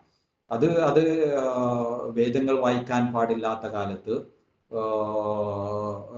എഴുത്തും വായനോ സാധനങ്ങളോ ഒന്നില്ലാതെ അതൊക്കെ നിഷിദ്ധമാക്കപ്പെട്ടിരുന്ന വലിയ തലമുറകൾ, വലിയ വിഭാഗങ്ങൾ ഇവിടെ ജീവിച്ചിരുന്ന കാലത്ത് എല്ലാവരിലേക്കും നോളേജിനെ എന്താ പറയാ, അത് ലളിതമാക്കി എത്തിച്ചു കൊടുക്കുക എന്നല്ല, എല്ലാവർക്കും ഓറൽ ട്രഡീഷനിലൂടെ പാടി പാടി നടക്കാൻ പറ്റുക എന്നുള്ള ഒരു ഒരു ഒരു ഒരു രീതിശാസ്ത്രത്തെ ഡെവലപ്പ് ചെയ്ത് കൊണ്ടുവരികയാണ് അദ്ദേഹം ചെയ്യുന്നത്. അത് തന്നെ ഇപ്പൊ ഏറ്റവും രസകരം എന്ന് പറയുന്നത് അതിന് അദ്ദേഹം സ്വീകരിച്ച ഒരു മെത്തഡോളജി എന്ത് എന്നുള്ളതാണ്. അപ്പോ അത് ഓൾറെഡി ഇവിടെ നിലനിൽക്കുന്ന ഒരു മൗൾഡ്, ഒരു അച്ചിനെ, ഒരു രീതിശാസ്ത്രത്തെ അതേപോലെ സ്വീകരിച്ച് അതിനെ ഇസ്ലാമൈസ് ചെയ്യുന്നു എന്നുള്ളതാണ്. അപ്പോ ഒരു ബഹുസ്വര ഒരു പശ്ചാത്തലത്തിൽ ജീവിക്കുമ്പോൾ ഒരു സ്കോളർ ഏത് രീതിയിൽ ഇടപെടണം എന്നുള്ളതിന്റെ ഒരു അംശം കൂടി ഇതിന്റെ ഉള്ളിൽ നിലനിൽക്കുന്നുണ്ട്. നമ്മൾ മമ്പ്രദംഗന്മാരെ കുറിച്ചൊക്കെ പറയുമ്പോൾ അവർ യമനിൽ നിന്ന് വന്നിട്ട് ഒരു അറബൈസ്ഡ് ഇസ്ലാമിനെ ഇവിടെ ഇമ്പോസ് ചെയ്യുന്നതിലപ്പുറത്ത് ആ തീമിനെ കൊണ്ടുവന്നിട്ട് ഇവിടത്തെ ലോക്കൽ സാധനങ്ങളെ അപ്പടി നിലനിർത്തിക്കൊണ്ട് അവര് ജനങ്ങൾക്കിടയിലേക്ക് അങ്ങ് ഇറങ്ങിയത് കൊണ്ട് ആളുകൾക്ക് പെട്ടെന്ന് ആക്സെപ്റ്റൻസ് കിട്ടുന്നുണ്ട്. നമ്മൾ ഈ പള്ളികളുടെ കഥ പറയുമ്പോൾ മൃതന്മാർ വരുമ്പോഴും ഒരിക്കലും ഇവിടെ ഒരു അർബൈസ്ഡ് അല്ലെങ്കിൽ ഒരു യമനി ആ രീതിയിലുള്ള ആർക്കിടെക്ചർ ഉപയോഗിച്ചുള്ള പള്ളികളല്ലല്ലോ ഉണ്ടാക്കുന്നത്. അത് ഇവിടുത്തെ സാധാരണക്കാരായ ശില്പികളെ വിളിച്ചിട്ട്, ഹിന്ദു ശില്പികളെ വിളിച്ചിട്ട്, തദ്ദേശീയരായ ലോക്കൽ ആളുകളെ വിളിച്ചിട്ട് അവരെ കൊണ്ട് നിർമ്മിച്ചിട്ട്, അപ്പോൾ ആ ഒരു സാധനം അതുകൊണ്ട് തന്നെ ആനയുള്ള പള്ളികളിലേക്ക് ഉള്ളു പോകുമ്പോൾ മിമ്പറുമ്മൽ ആനത്തിന്റെ തുമ്പിക്കൈ കാണുന്നുണ്ട്, മയിലുകളെ കാണുന്നുണ്ട്, ഇവിടെയുള്ള തദ്ദേശീയമായ ഒരുപാട് ആർക്കിടെക്ചർ രീതികൾ കാണുന്നുണ്ട്. അപ്പൊ അതൊന്നും അന്യമല്ല, അതൊക്കെ എല്ലാവർക്കും പെട്ടെന്ന്. അപ്പൊ സ്പിരിച്വാലിറ്റി എന്ന് പറയുമ്പോഴേക്ക് അവർ നേരത്തെ ഉൾക്കൊണ്ട ഒരു സാധനം തന്നെയാണ്. പള്ളി ക്ഷേത്രങ്ങളെ അവർ കാണുന്നുണ്ട്. അപ്പോൾ പള്ളി എന്ന് പറയുമ്പോഴും ആ ഒരു സ്ട്രക്ചർ അതിന്റെ അവർക്ക് പെട്ടെന്ന് ഉൾക്കൊള്ളാൻ പറ്റുന്നുണ്ട്. അപ്പോ ആളുകൾക്കിടയിൽ പെട്ടെന്ന് ഒരു സൗഹൃദാന്തരീക്ഷം നിലനിൽക്കാൻ, ഒരു അതറിങ്, നമ്മൾ വേറിട്ടവരല്ല എന്നുള്ള, മറിച്ച് നിങ്ങളുമായി ചേർന്ന് നിൽക്കുന്ന ടീമാണ് എന്നുള്ള ഒരു സാധനം. അപ്പൊ ഇതേ ഒരു സാധനമാണ് ഖാദി മുഹമ്മദ് അവിടെ. ഇത് പൊതുവെ സൂഫി ഈ രീതിശാസ്ത്രത്തിൽ നമ്മൾ കാണുന്ന ഒരു സാധനമാണ്. ഖാദി മുഹമ്മദും അവിടെ സ്വീകരിക്കുന്ന ഒരു സാധനം, അദ്ദേഹം ഇങ്ങനെ വർദ്ധിച്ചു വരുന്ന ലോക്കൽസ് മുസ്ലിംസ് ആയി വരുമ്പോൾ ഒരു ഹിന്ദു അല്ലെങ്കിൽ ഒരു ദളിത് വിശ്വാസ പരിസരങ്ങളിൽ നിന്ന് വരുന്ന ആളുകൾക്ക് അവർക്ക് ഒരിക്കലും ഡൈജസ്റ്റ് ആവാത്ത വിധത്തിലുള്ള ഒരു സാധനത്തെ അവിടെ അപ്ലൈ ചെയ്യുകയല്ല ചെയ്യുന്നത്. മറിച്ച് വളരെ ഓൾറെഡി അവൾക്കിടയിൽ ഉണ്ടായിരുന്നപ്പോൾ മുകുന്ദമാല, തിരുവരുൾമാല പോലെയുള്ള ധാരാളം സാഹിത്യ രചനകൾ നേരത്തെ തന്നെ ഇവിടെ ഉണ്ടായിരുന്നു. മുകുന്ദമാല പോലെയുള്ള, തിരുവരുൾമാല പോലെയുള്ള ഇവിടുത്തെ ഹിന്ദു ട്രഡീഷൻസ് സാധനമായിട്ട് ബന്ധപ്പെട്ട് ഉള്ള ധാരാളം പാട്ടുകൾ, സാധനങ്ങൾ ഓൾറെഡി ഇവർക്ക് റിസൈറ്റ് ചെയ്യപ്പെടുന്നുണ്ട്, ലോക്കൽസിനിടയിൽ റിസൈറ്റ് ചെയ്യപ്പെടുന്നുണ്ട്. അപ്പൊ ഇത് പാടി നടന്ന ഒരു ടീമിനെയാണ് അതേ അച്ച് സ്വീകരിച്ചുകൊണ്ട് അതേ മാല എന്ന് പറയുന്ന ഒരു കൺസെപ്റ്റിനെ അങ്ങനെ തന്നെ എടുത്തിട്ട് അതിന്റെ ഉള്ളടക്കം തീം ഒരു ഇസ്ലാമികവൽക്കരണം നടത്തിയിട്ട് അദ്ദേഹം ഇതിനെ അവതരിപ്പിച്ചു കൊടുക്കുന്നു എന്നുള്ളത്. അതുകൊണ്ട് തന്നെയാണ് പെട്ടെന്ന് ഇതിനൊരു ജനങ്ങൾക്കിടയിൽ ഒരു ആക്സെപ്റ്റൻസ്, സാധാരണക്കാർക്കിടയിൽ ഒരു സ്വീകാര്യത ഇതിന് ഉണ്ടാകുന്നത്. അത് അവരെ സംബന്ധിച്ചിടത്തോളം അത് പെട്ടെന്ന് ഡൈജസ്റ്റ് ആവും, പെട്ടെന്ന് അത് മനസ്സിലാകും. ഒരു അന്യത്വം അവർക്ക് അത് ഒരിക്കലും നേരിടേണ്ടി വന്നിട്ടില്ല എന്നൊരു സാധനം നമുക്ക് ഇന്ന് കാണാൻ കഴിയും. അപ്പൊ അതാണ് അദ്ദേഹത്തിന്റെ ഒരു രീതിശാസ്ത്രം വളരെ പ്രധാനമായിരുന്നു എന്നത്. അദ്ദേഹത്തെ ഒപ്റ്റ് ചെയ്ത ഒരു രീതിശാസ്ത്രം വളരെ പ്രധാനപ്പെട്ട ഒന്നാണ്. അതാണ് ഞാൻ ഇന്റൻഷനലി അദ്ദേഹം രചിച്ച ഒരു സാധനമായിരുന്നു എന്ന് പറയാൻ കാരണം. മറ്റൊന്ന്, ഞാൻ നേരത്തെ പറഞ്ഞ അന്നത്തെ ഒരു പൊളിറ്റിക്കൽ പശ്ചാത്തലം, കൊളോണിയലിസം വന്നു, അതിന്റെ ഇടപെടലുകളൊക്കെ സജീവമായിട്ട് സമൂഹത്തെ പിടിച്ചുകൊണ്ടിരിക്കുന്ന ഒരു കാലഘട്ടത്തിൽ അപ്പൊ അദ്ദേഹം തന്നെ നേരത്തെ ഫതുഹുൽ മുബീൻ എഴുതിയിട്ട് കോട്ടയുമായിട്ട് ബന്ധപ്പെട്ടുള്ള കൊളോണിയൽ ഇടപെടലുകളെ, യുദ്ധത്തെയൊക്കെ ശക്തമായിട്ട് കൃത്യമായിട്ട് രേഖപ്പെടുത്തി. അപ്പൊ അവിടെ വളരെ ഒരു ലീഡിങ് പവറായിട്ട് സമോറിനെ മുന്നിൽ വെച്ചുകൊണ്ടാണ് അദ്ദേഹത്തെ ആ രചനയെ കൊണ്ടുപോകുന്നത്. സമോറിന് അദ്ദേഹത്തിന് വേണ്ടി പ്രാർത്ഥിച്ചും അദ്ദേഹത്തിന് വേണ്ടി ദ്വാരനും അദ്ദേഹത്തിന്റെ ശക്തി കൊടുക്കാനും. അപ്പോൾ ഒരു ലൈഫ് സിസ്റ്റത്തില് മുന്നിൽ നിൽക്കുന്ന ഒരു ലീഡർഷിപ്പ് പ്രധാനമാണ് എന്നുള്ള ആ ലീഡർഷിപ്പിനെ വളരെ പ്രധാനമായിട്ട് അവതരിപ്പിച്ചുകൊണ്ട് ഫതുഹുൽ മുബീൻ എഴുതുന്നുണ്ട്. അതിൽ സാമൂതിരിയെ മുന്നിൽ വെച്ചുകൊണ്ട് അദ്ദേഹം ഡെവലപ്പ് ആക്കുന്നു. എന്നാൽ പിന്നീട് നമ്മള് ഈ തുഹ്ഫത്തുൽ മുജാഹിദീനിലൊക്കെ സൈനുദ്ദീൻ മഖ്ദൂം പറയുന്നുണ്ടല്ലോ, ആളുകൾ ആത്മീയതയിൽ നിന്ന് അകന്ന് ഡിസ്കണക്ട് ആയി പോകുമ്പോഴാണ് പഠിച്ചോന്റെ ഭാഗത്തു നിന്നുള്ള ഒരു പരീക്ഷണമായിട്ടാണ് പോർച്ചുഗീസുകാരുടെ വരവ് എന്നൊക്കെ പറഞ്ഞതുപോലെ, ആ ഒരു പശ്ചാത്തലത്തിൽ അതിന്റെ ഒരു രീതിയിലാണ് പിന്നീട് അദ്ദേഹം ഇനി മാപ്പിളാര് എന്നല്ല, ഉള്ള മനുഷ്യര് ആത്മീയമായിട്ടുള്ള ഒരു എംപവർമെന്റ്, ഒരു ശാക്തീകരണം അനിവാര്യമാണ്. അപ്പോ ആ ഒരു പൊളിറ്റിക്കൽ പശ്ചാത്തലത്തിന്റെ ഒരു അനുരണനമായിട്ട് അതിന്റെ ഒരു തുടർച്ചയായിട്ട് ഇവിടെയുള്ള മനുഷ്യരെ സംബന്ധിച്ചിടത്തോളം ഒരു ആത്മീയ ശാക്തീകരണത്തിന്റെ ഒരു അനിവാര്യത അതവിടെ ഫതുഹുൽ മുബീനെ തുടർന്ന്, ഫതുഹുൽ മുബീൻ എന്ന് പറയുന്നതിൽ സാമൂതിരിയെ ഭയങ്കര സിംബോളിക് ആയിട്ട് വളരെ ഒരു ലീഡിങ് സെൻട്രൽ തീമായിട്ട് അവതരിപ്പിച്ചതുപോലെ സൂഫിസത്തിലേക്ക് വരുമ്പോൾ ആത്മീയമായിട്ട് തന്നെ ശാക്തീകരിക്കപ്പെടേണ്ട ഒരു അനിവാര്യത നമുക്ക് വന്നിട്ടുണ്ട്. അതുകൊണ്ട് നമ്മുടെ മുഹിദ്ദീൻ ഷേഖ് എന്ന് പറയുന്ന ചരിത്രത്തിലെ ഒരു ബിംബത്തെ കൊണ്ടുവന്നിട്ട് അതിനെ സെൻട്രൽ ആക്കി വെച്ചുകൊണ്ട് അദ്ദേഹം തന്റെ ഈ ഒരു കവിത എഴുതുകയാണ്. അപ്പോൾ അതിൽ മറ്റൊന്നും നമ്മൾ സമോറിനെ കാണുന്നത് പോലെ ഒരു സെൻട്രൽ തീമായിട്ട്, അപ്പോൾ ഈ ഒരു സ്ഥാനത്തിൽ ഒരു സെൻട്രൽ തീമായിട്ട് ഒരു ലീഡർഷിപ്പ് ആയിട്ട് ഖാദി മുഹമ്മദ് ഇദ്ദേഹത്തെ നമ്മുടെ ഖാദിരി സൂഫി ഓർഡറിന്റെ ഷേഖിനെ വെച്ചുകൊടുത്തുകൊണ്ട്, മൊയ്തീൻ ഷേഖിനെ വെച്ചുകൊടുത്തുകൊണ്ട് ഡെവലപ്പ് ആക്കാണ്. അപ്പോൾ ഇതിന്റെ ഒരു പൊളിറ്റിക്കൽ പശ്ചാത്തലം നമുക്ക് ആ രീതിയിൽ കണ്ടെത്താൻ പറ്റും. അതാ എപ്പോഴും ഒരു ലീഡർഷിപ്പിന്റെ കീഴിലായിട്ട് സംഘടിതരായിട്ട് ചേർന്ന് നിൽക്കേണ്ടതിന്റെ ഒരു ധ്വനി കൂടി ശരിക്കും ഒരു പൊളിറ്റിക്കൽ പശ്ചാത്തലത്തിൽ, അന്നല്ല കൊളോണിയൽ പശ്ചാത്തലത്തിൽ അദ്ദേഹം ഈ സൂഫിസ്റ്റിക് സിംബലുകൾ, സ്ഥാനങ്ങളും ആത്മീയതയും വെച്ചു കൊടുത്തുകൊണ്ട് അദ്ദേഹം ഇത് പറയുന്നുണ്ട്. നമ്മൾ മമ്പ്രദങ്ങളുമായിട്ട് ബന്ധപ്പെട്ട് പറയുന്നുണ്ടല്ലോ, പോർച്ചുഗീസുകാർ പോയാൽ നമ്മുടെ ആ കമ്മ്യൂണിസ്റ്റുമായിട്ട് ബന്ധപ്പെട്ടൊക്കെ പ്രവചന കവിതയില് ഇവിടെ പ്രശ്നങ്ങളും സാധനങ്ങളൊക്കെ ഉണ്ടാക്കും, അപ്പോൾ നിങ്ങൾ ആത്മീയത കൊണ്ട് ശക്തിപ്പെടണം എന്ന് പറഞ്ഞിട്ട് ചില കിതാബുകളൊക്കെ ഓതി പഠിക്കണം എന്ന് പറയുന്നുണ്ട്. അതേ ഒരു സാധനം ഞാൻ നേരത്തെ സൈനുദ്ദീൻ മഖ്ദൂമിന്റെ അതിൽ പറയുമ്പോഴും ഖാദി മുഹമ്മദിന്റെ അതിൽ പറയുമ്പോഴും ആ തീം ഈ സൂഫികൾക്കിടയിൽ എങ്ങനെ ഷെയർ ചെയ്യപ്പെട്ടു എന്നുള്ളൊരു സാധനം കൂടി അതിൽ വർക്ക് ചെയ്യുന്നുണ്ട്. അപ്പോൾ അദ്ദേഹം ഈ ഒരു സൂഫി പശ്ചാത്തലിൽ നിന്ന്, ഖാദിരി സൂഫി ഓർഡറിന്റെ പശ്ചാത്തലിൽ നിന്ന് ആത്മീയമായിട്ട് ശാക്തീകരിക്കപ്പെടേണ്ടതിന്റെയും ഒരു ലീഡർഷിപ്പിന്റെ മുമ്പിൽ വെച്ചുകൊണ്ട് ശാക്തീകരിക്കപ്പെടുന്നതിന്റെയും ഒരു നീഡിലേക്ക് സമൂഹത്തെ വിളിക്കുകയാണ് ശരിക്കും അദ്ദേഹം ഇതിലൂടെ ചെയ്യുന്ന ഒരു വശം. ഞാൻ പറയുന്നത് അതിന്റെ ഒരു പൊളിറ്റിക്കൽ ബാക്ക്ഗ്രൗണ്ട് എന്ന് പറയുന്നത്. അപ്പോൾ ഇനി അതേപോലെ തന്നെ നമുക്ക് അതിന്റെ ഞാൻ പറഞ്ഞ ഒരു കൾച്ചറൽ ബാക്ക്ഗ്രൗണ്ട് ഞാൻ നേരത്തെ സൂചിപ്പിച്ചു. അന്നത്തെ ഇവിടുത്തെ ഒരു സാമൂഹിക പശ്ചാത്തലത്തിൽ വ്യത്യസ്ത ജാതി വിഭാഗങ്ങളുടെയും സാധനങ്ങളുടെയൊക്കെ ഇടയിൽ അദ്ദേഹം ഈ എല്ലാരെയും ഉൾക്കൊണ്ടുകൊണ്ട് തിരുവരുൾമാലയും മുകുന്ദമാലയൊക്കെ ഉണ്ടാവും ഒരു സാധനത്തെ വെച്ചുകൊണ്ടാണ് ഒരു കൾച്ചറൽ ഒരു പ്രതിരോധത്തിന്റെ ഭാഗമായിട്ട് എല്ലാവരും ചേർത്ത് വെക്കുന്ന രീതിയായിട്ടും ഒരു എഡ്യൂക്കേഷണൽ പശ്ചാത്തലം എല്ലാവരിലേക്കും നോളേജിനെ ഡിസമിനേറ്റ് ചെയ്യുന്ന ഒരു രീതിയായിട്ടും ഒക്കെയാണ്. അത് ആർക്കുമ്പിലും നോളേജ് എന്താ പറയുക, വേദം വായിക്കാൻ പറ്റൂല, മറ്റുള്ള യാതൊരു റെസ്ട്രിക്ഷൻസിലും ഇല്ല. സാധാരണക്കാരന്റെ ലാംഗ്വേജിലേക്ക് ഈ ഖുറാനിന്റെ തീമുകൾ തന്നെയാണല്ലോ ഇവിടുത്തെ വേദഗ്രന്ഥങ്ങളുടെ നോളജിനെ വളരെ ലളിതമായിട്ട് സാധാരണക്കാർക്കിടയിലേക്ക് ഡെസിമിനേറ്റ് ചെയ്യുന്ന ഒരു സ്ഥാനത്തെയാണ് അതിന്റെ ഒരു എഡ്യൂക്കേഷണൽ നോളജിന്റെ ഒരു പശ്ചാത്തലം നമ്മൾ കാണുന്നത്.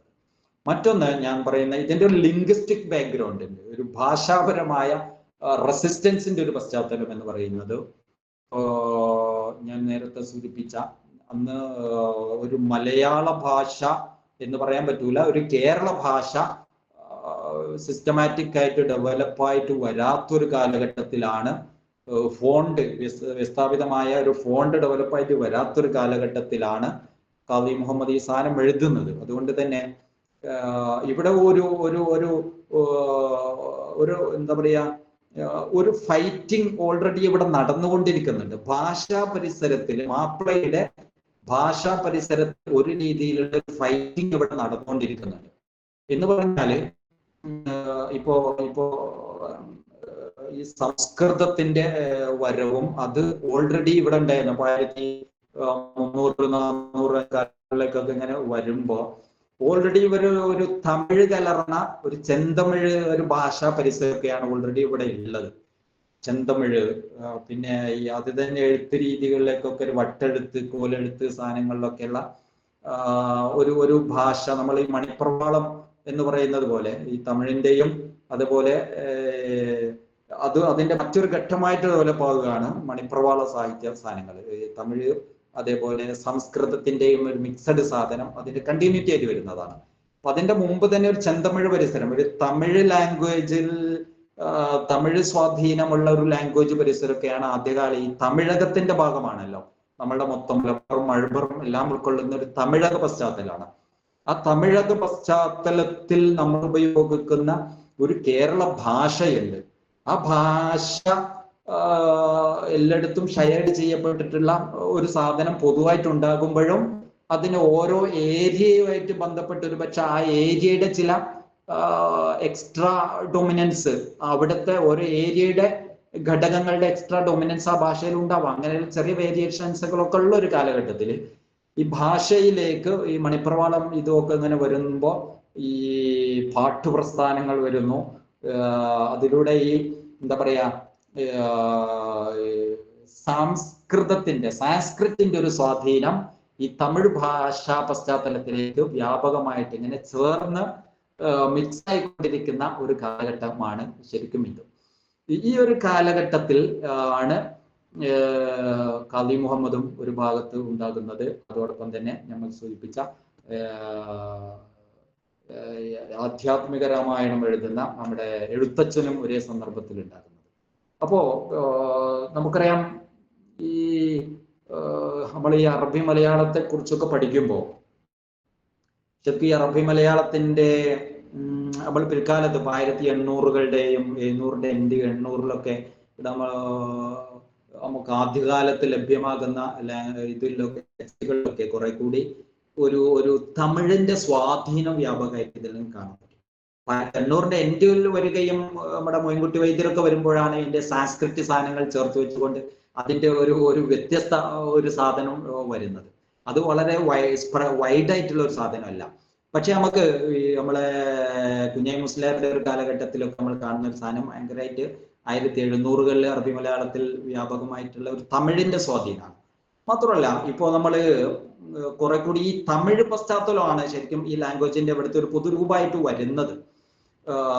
ആ ഒരു സാധനത്തെയാണ് ശരിക്കും അറബി മലയാളം കുറെ ചേർന്ന് നിൽക്കുന്ന ഒരു രൂപം എന്ന് പറഞ്ഞാൽ, നമ്മൾ സാധാരണ പറയുന്ന ഒരു സാധനം ഈ വ്യസ്ഥാപിതമായ ഫോണ്ട് വരുന്നതിന്റെ മുമ്പ് അറബി മലയാളം ഒരു 7ഓളം ഫോണ്ടുകൾ എഴുതപ്പെട്ടിരുന്നു എന്നാണല്ലോ പറയുന്നത്. നമ്മൾ ഇന്ന് കാണുന്ന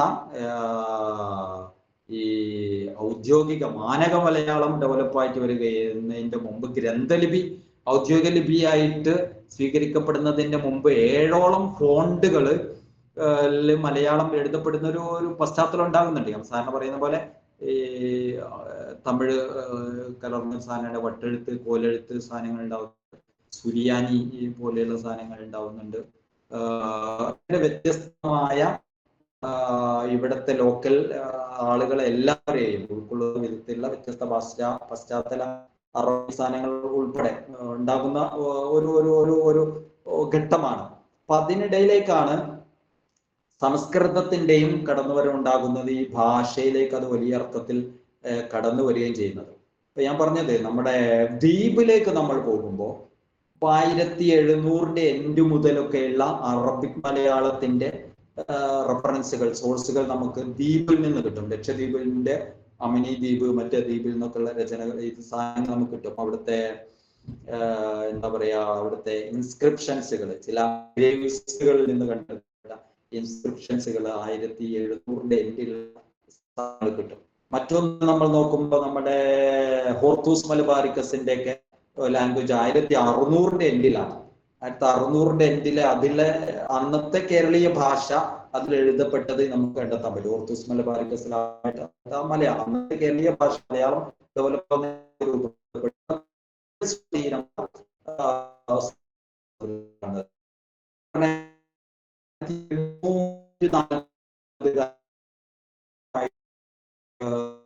ഈ ദ്വീപുകളിൽ ഉപയോഗിക്കപ്പെട്ടിരുന്ന ഒരു അറബി മലയാളം ഔദ്യോഗികമായിട്ട് ഉപയോഗിച്ചിരുന്ന അവരുടെ റെഫറൻസ് സാധനങ്ങൾ, എന്താ പറയാ, ഭൂമിയുടെ രേഖകളൊക്കെ എഴുതി വെച്ചിരുന്ന ലാംഗ്വേജ് ഒക്കെ നോക്കുമ്പോൾ അവിടെ നിന്ന് സ്വാധീനം വ്യാപകമായില്ല. ഒരു തമിഴ് കലർന്ന ഒരു ലാംഗ്വേജ് സാധനമായിട്ടാണ്. അപ്പൊ അറബി മലയാളം ചേർന്ന് ഈ തമിഴ് സ്വാധീനമുള്ള ഇവിടുത്തെ അന്നത്തെ ലോക്കൽ കേരള ഭാഷയുണ്ട്, അതിനോട് ചേർന്ന് നിൽക്കുന്ന ഒരു സാധനമാണ്. അപ്പോ മുഹിദ്ദീൻമാല സ്വീകരിക്കുന്ന ഒരു ലാംഗ്വേജും ശരിക്കും അത് തന്നെയാണ് എന്നുള്ളതാണ്. എന്നാൽ അതേ സന്ദർഭത്തിൽ അവിടെ ഞാൻ പറഞ്ഞ ഈ സാൻസ്ക്രിറ്റിന്റെ സാധനം ഡെവലപ്പായിട്ട് വരുമ്പോഴും ഖാദി മുഹമ്മദ് കൃത്യമായിട്ട് ഇവിടെ കേരളീയ ഭാഷ ഒരു തമിഴ് പശ്ചാത്തലത്തിൽ നിന്നുള്ള ആ ഒരു ലാംഗ്വേജിനെ ചേർത്തു പിടിക്കാനുള്ള ശക്തമായ ശ്രമവും അത് ഒരു അറബി മിശ്രിതത്തിന്റെ ഒരു ഒരു ഒരു എന്താ പറയാ ഒരു ശ്രമവുമാണ് അദ്ദേഹം നടത്തുന്നത്. അപ്പോ കൃത്യമായിട്ട് ഒരു ബോധപൂർവം എന്ന് തന്നെ പറയാൻ പറ്റും. ഒരു പക്ഷേ തമിഴ് സ്വാധീനമുള്ള പദങ്ങളെ പരമാവധി ഇതിൽ നിന്ന് മാറ്റിവെക്കാനുള്ള ഒരു സാൻസ്ക്രിറ്റിനെ പരമാവധി ഇതിൽ നിന്ന് മാറ്റിവെക്കാനുള്ള ഒരു ശ്രമം അദ്ദേഹം നടത്തുന്നുണ്ട് എന്നുള്ളതാണ് അത് വായിക്കുമ്പോൾ മനസ്സിലാകുന്നത്. അപ്പോൾ അതിലുപയോഗിച്ചിരുന്ന പല പല പ്രയോഗങ്ങളും നോക്കിയാൽ ഇപ്പൊ തമിഴിന്റെ സ്പർശം അതിൽ കാണാൻ പറ്റും. ഈ പ്രത്യേകതകളായിട്ടുള്ള ഴ എന്ന അക്ഷരം ഉപയോഗിക്കുന്നത് തമിഴിലെ ഴ ആണ് തലസ്ഥാനത്ത് അദ്ദേഹം ഉപയോഗിക്കുന്നത്.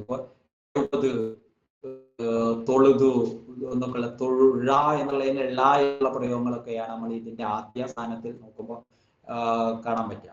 അപ്പോ സാൻസ്ക്രിറ്റ് പശ്ചാത്തല സാധനങ്ങളെ ഒന്നും അധികര സാധനങ്ങളിലേക്കൊന്നും പോവാതെ ഈ തമിഴ് അന്നത്തെ അതിനോട് ചേർന്ന് നിന്നിട്ട് ആ ഭാഷാപരമായിട്ടുള്ള ഒരു ബ്രാഹ്മണ ഹെജ്മണിയുടെ ഒരു ഭാഷാ രൂപത്തോടുള്ള ഒരു റെസിസ്റ്റൻസ് ശരിക്കും അതിൽ അദ്ദേഹം പുലർത്തുന്നതായിട്ട് കണ്ടെത്താൻ പറ്റും.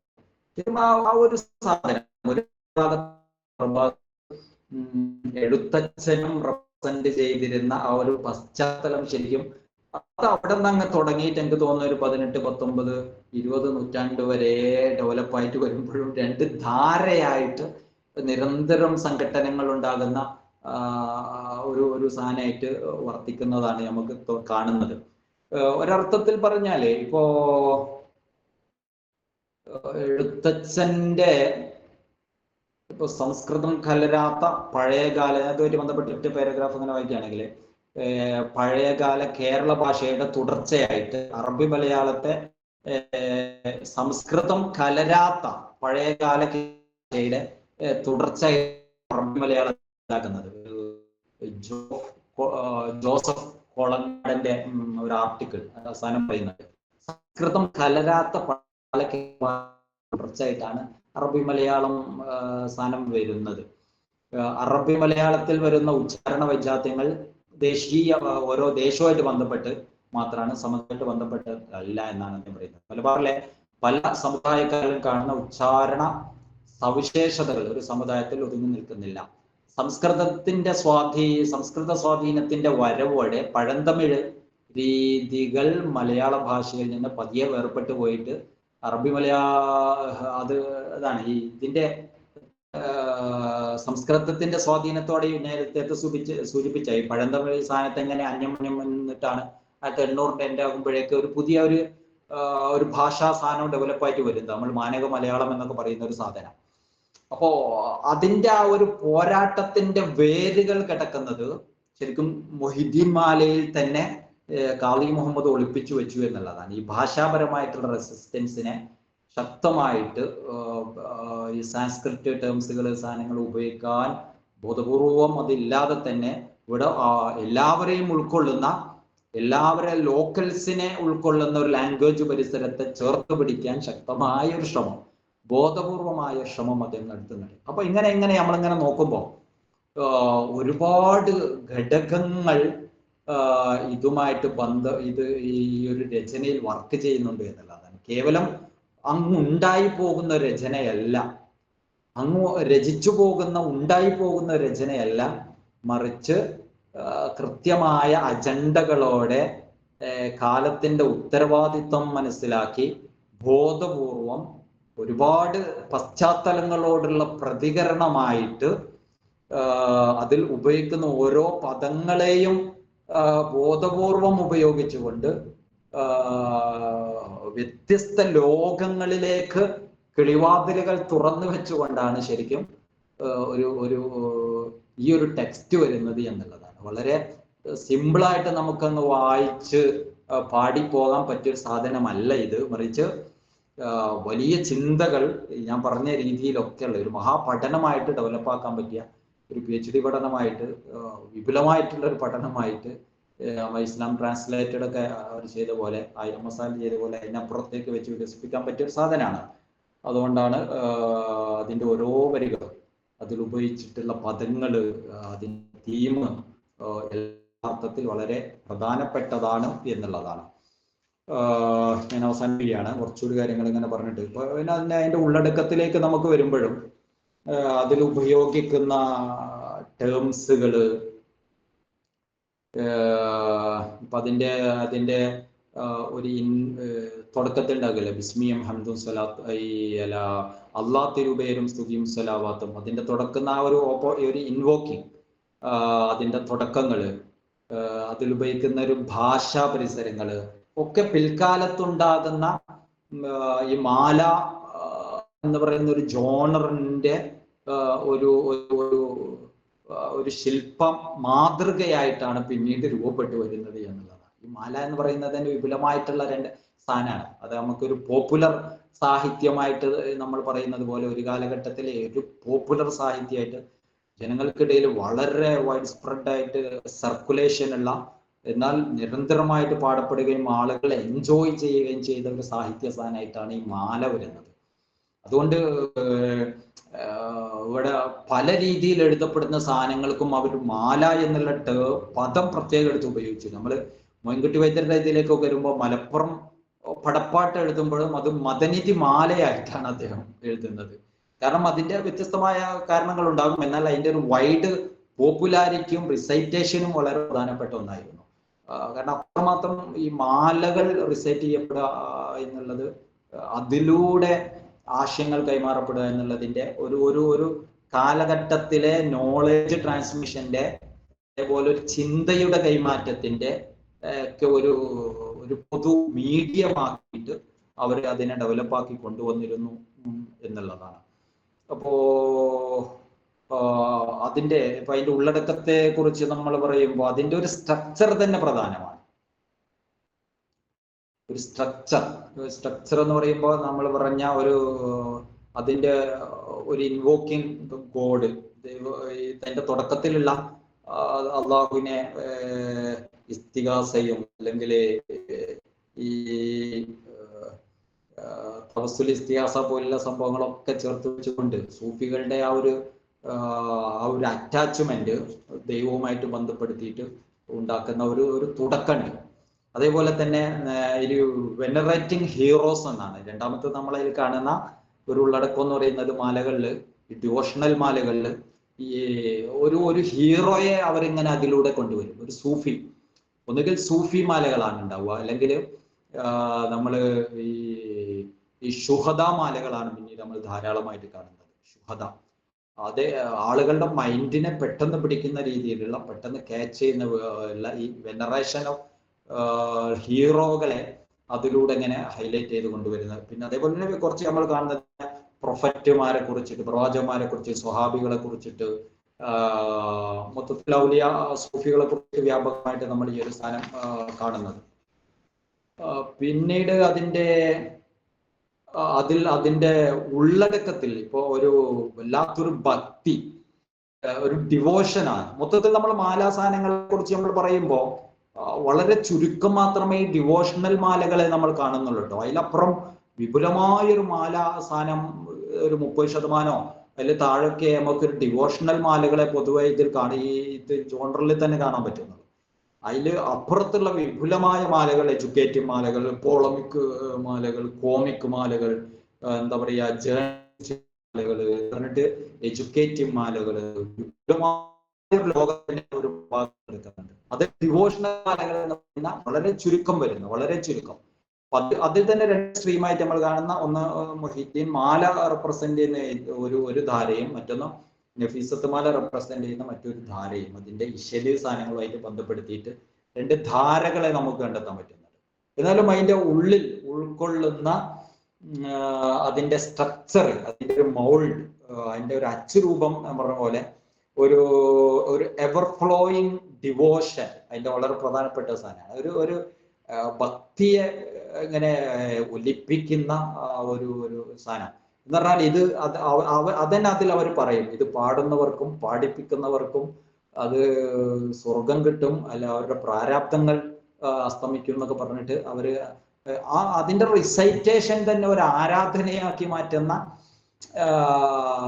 ചില ഗിഫ്റ്റുകൾ ഇത്തരം രചനകളിലൂടെ അവർ മുന്നോട്ട്, അതിന്റെ സ്ട്രക്ചറാണത്. ആ സ്ട്രക്ചർ. പിന്നെ അതോടൊപ്പം തന്നെ നമ്മൾ ഇതിൽ കാണുന്ന മറ്റൊരു സാധനം, ഞാൻ നേരത്തെ പറഞ്ഞ ഈ ലോക്കൽസിനുമായിട്ടുള്ള ലോക്കൽ പീപ്പിളുമായിട്ടുള്ള ഒരു എൻഗേജ്മെന്റ് ശരിക്കും ഈ മാലകൾ എന്ന് പറയുന്നത്. അത് നേരത്തെ പറഞ്ഞ ഈ കാറ്റ് ഇതുണ്ടല്ലോ, എന്താ പറയാ, ഈ ചാതുർവർണ്ണ്യത്തിന്റെ ഇവിടെ ഓൾറെഡി നിലനിന്നിരുന്ന ആ ഹൈറാർക്കിയെ അതിനോടുള്ള ചലഞ്ച് കൂടി നമ്മൾ ഇതിൽ കാണുന്നുണ്ട്. നോളജിന്റെ വളരെ ലോക്കൽസിന്റെ ഇടയിലേക്ക് അറിവിനെയും ചർച്ചകളെയും ചിന്തകളെയും എത്തിച്ചു കൊടുക്കുന്ന ഒരു നോഷൻ ഇതിൻ്റെ ഉള്ളിൽ വർക്ക് ചെയ്യുന്നുണ്ട് എന്നുള്ളത്. അതിനു വേണ്ടിയിട്ട് അവർ ബോധപൂർവം ഈ ലോക്കൽ അലിഗറീസ്, ഈ ഫ്രൈസുകൾ, സാധനങ്ങൾ അവര് എടുത്ത് ഉപയോഗിച്ചു എന്നുള്ളതാണ്. വളരെ ലോക്കലായിട്ടുള്ള കവിതയിൽ നമ്മൾ കാണുന്ന ഈ ഇപ്പോ കോഴിക്കോട് പശ്ചാത്തലത്തിൽ നിന്ന്, അല്ലെങ്കിൽ ഒരു കുറ്റിച്ചിറ ചാലിയ പശ്ചാത്തലത്തിൽ ഒരു കോസ്റ്റൽ ബെൽറ്റിൽ ഇരുന്നിട്ട് സാധാരണ കർഷകരെയും, അല്ലെങ്കിൽ കടലിൽ പണിയെടുക്കുന്നവരെയും, മീൻ പിടിക്കാൻ പോകുന്നവരെയും, മുക്കുവന്മാരെയും ഒക്കെ കണ്ട് ജീവിക്കുന്ന, പശുവിനെ കറക്കുന്ന, ആലയും ഇതൊക്കെ ഉള്ള ആളുകളെ നിരന്തരം കാണുന്ന ഒരു സ്കോളർ അത് ഇങ്ങനെ ഒരു ടെക്സ്റ്റ് രചിക്കുമ്പോൾ സ്വാഭാവികമായിട്ടും അവരുമായിട്ട് ബന്ധപ്പെട്ട ടേംസുകള്, സാധനങ്ങളൊക്കെ അദ്ദേഹം ഇതിൽ കൊണ്ടുവരാൻ ശ്രമിക്കുന്നു എന്നുള്ളതാണ്. ഈ പാലിലെ വെണ്ണ പോൽ ബൈത്താക്കി ചൊല്ലുന്നു എന്നൊക്കെ പറയുമ്പോൾ അത് അവരെ സംബന്ധിച്ചിടത്തോളം അവരുടെ ഡെയിലി ലൈഫിന്റെ വളരെ ലളിതമായിട്ട് മനസ്സിലാക്കാൻ പറ്റുന്ന സാധനമാണ്. അതേപോലെ കോഴിയുടെ മുള്ളോട് പൂവന്ന് ചെന്നാരെ. അപ്പോ സാധാരണ അവർ കാണുന്ന ഇതിൽ ഒരു മനസ്സിലാകാത്ത എന്തെങ്കിലും, ഈ നമ്മള് മറ്റേ ചക്ഷുശ്രവണ കളസ്തമാം ദർദുരം എന്നൊക്കെ പറഞ്ഞ പോലെ ഈ ഭാഷാപരമായ കാഠിന്യങ്ങളുടെയോ അല്ലെങ്കിൽ എന്താ പറയാ ബൗദ്ധികമായ കാഠിന്യങ്ങളുടെയോ സാധനങ്ങൾ ഒന്നുമില്ലാതെ വളരെ ലാളിത്യം, ഭാഷയുടെ സൗന്ദര്യത്തെ വളരെ ലളിതമായിട്ട് അവതരിപ്പിക്കാൻ ശ്രമിക്കുന്നു എന്നുള്ള ഒരു എന്താ പറയാ ഒരു രീതിശാസ്ത്രത്തെ അവർ കൃത്യമായിട്ട് ഇതിൽ ഉപയോഗിക്കുന്നുണ്ട്. അപ്പോൾ ഈ ഒരു സാധനവും ഇതൊരിക്കലും നമ്മൾ ഖാദി മുഹമ്മദിൽ മാത്രം കാണുന്ന ഒരു സാധനമല്ല. ഈ സൂഫി ലിറ്ററേച്ചറുകളിൽ ഞാൻ നേരത്തെ പറഞ്ഞ ലോക്കൽ വെർണാക്കുലേഴ്സിന് അറബിക് ഫോണ്ട് നൽകിയിട്ട് ഇന്ത്യൻ പശ്ചാത്തലത്തിൽ രൂപപ്പെട്ടു വന്നിട്ടുള്ള സാധനങ്ങളിലൊക്കെ ഇത്തരത്തിലുള്ള ടേംസുകളെ, ഇത്തരത്തിലുള്ള അലിഗറീസ്, ഫ്രൈസുകളെയൊക്കെ നമുക്ക് സിംബോളിക് ആയിട്ട് ഉപയോഗപ്പെടുത്തിയ പല സാധനങ്ങളെയും നമുക്ക് കണ്ടെത്താൻ പറ്റും. ഞാൻ നേരത്തെ പറഞ്ഞ ഈ പഞ്ചാബിൽ നിന്ന് വന്ന ഫരീന മീറിന്റെ ഈ കിസ്സ, അവിടെ കിസ്സകളെ കുറിച്ച് അവർ പഠിക്കുമ്പോഴും അവിടെ അതിൽ അവർ ഉപയോഗിക്കുന്ന പ്രണയം, ചില ആളുകൾ നമ്മുടെ ബദറുമുനീർ ഹുസ്നുൽ ജമാൽ എന്നൊക്കെ പറയുന്നത് പോലെ അവിടെയുള്ള ലോക്കൽസിനിടയിൽ സാധാരണ പറയപ്പെടുന്ന രണ്ട് വ്യക്തികൾക്കിടയിൽ പ്രണയത്തെ അതേ ടേംസ് ഉപയോഗിച്ചിട്ട് അവരുടെ അന്നത്തെ ഈ അറബിക് പഞ്ചാബിയിലെ സാഹിത്യത്തിൽ, സൂഫി സാഹിത്യത്തിൽ സൂഫികളെടുത്ത് ഉപയോഗിക്കുന്നുണ്ട്. എന്ന് പറഞ്ഞാല് ആ പ്രണയത്തിന്റെ എല്ലാവർക്കും പരിചയമുള്ള ആളുകൾക്കിടയിൽ പ്രചുര പ്രചാരമുള്ള ഒരു കഥയെടുത്തിട്ട് ആ പ്രണയത്തെ വെച്ചുകൊണ്ട് ദൈവപ്രണയത്തെ പരിചയപ്പെടുത്തുമ്പോൾ പെട്ടെന്ന് അവർക്ക് കാര്യം മനസ്സിലാകും. അപ്പൊ ആ ഒരു ഇത് സൂഫികൾ അവിടെ ഉപയോഗിച്ച ഒരു രീതി നമുക്ക് പഞ്ചാബി പരിസരത്ത് കണ്ടെത്താൻ പറ്റും. ഇത് പൊതുവെ ഇത്തരത്തിലുള്ള ലോക്കൽ വെർണാക്കുലേഴ്സിന് അറബിക് ഫോണ്ട് നൽകുന്ന ആദ്യകാലത്തെ ഇത്തരം ടെക്സ്റ്റുകളൊക്കെ വ്യാപകമായിട്ട് ഉപയോഗിച്ച് വന്ന ഒരു സാധനം കൂടിയാണ്. ഞാൻ നേരത്തെ സൂചിപ്പിച്ചതുപോലെ ഈ ഡെക്കാൻ പശ്ചാത്തലത്തില്, ബീജാപ്പൂർ പശ്ചാത്തലത്തിലും സൂഫികള് ഇത്തരം സാധനത്തെ വ്യാപകമായിട്ട് എടുത്ത് ഉപയോഗിക്കുന്നുണ്ട്.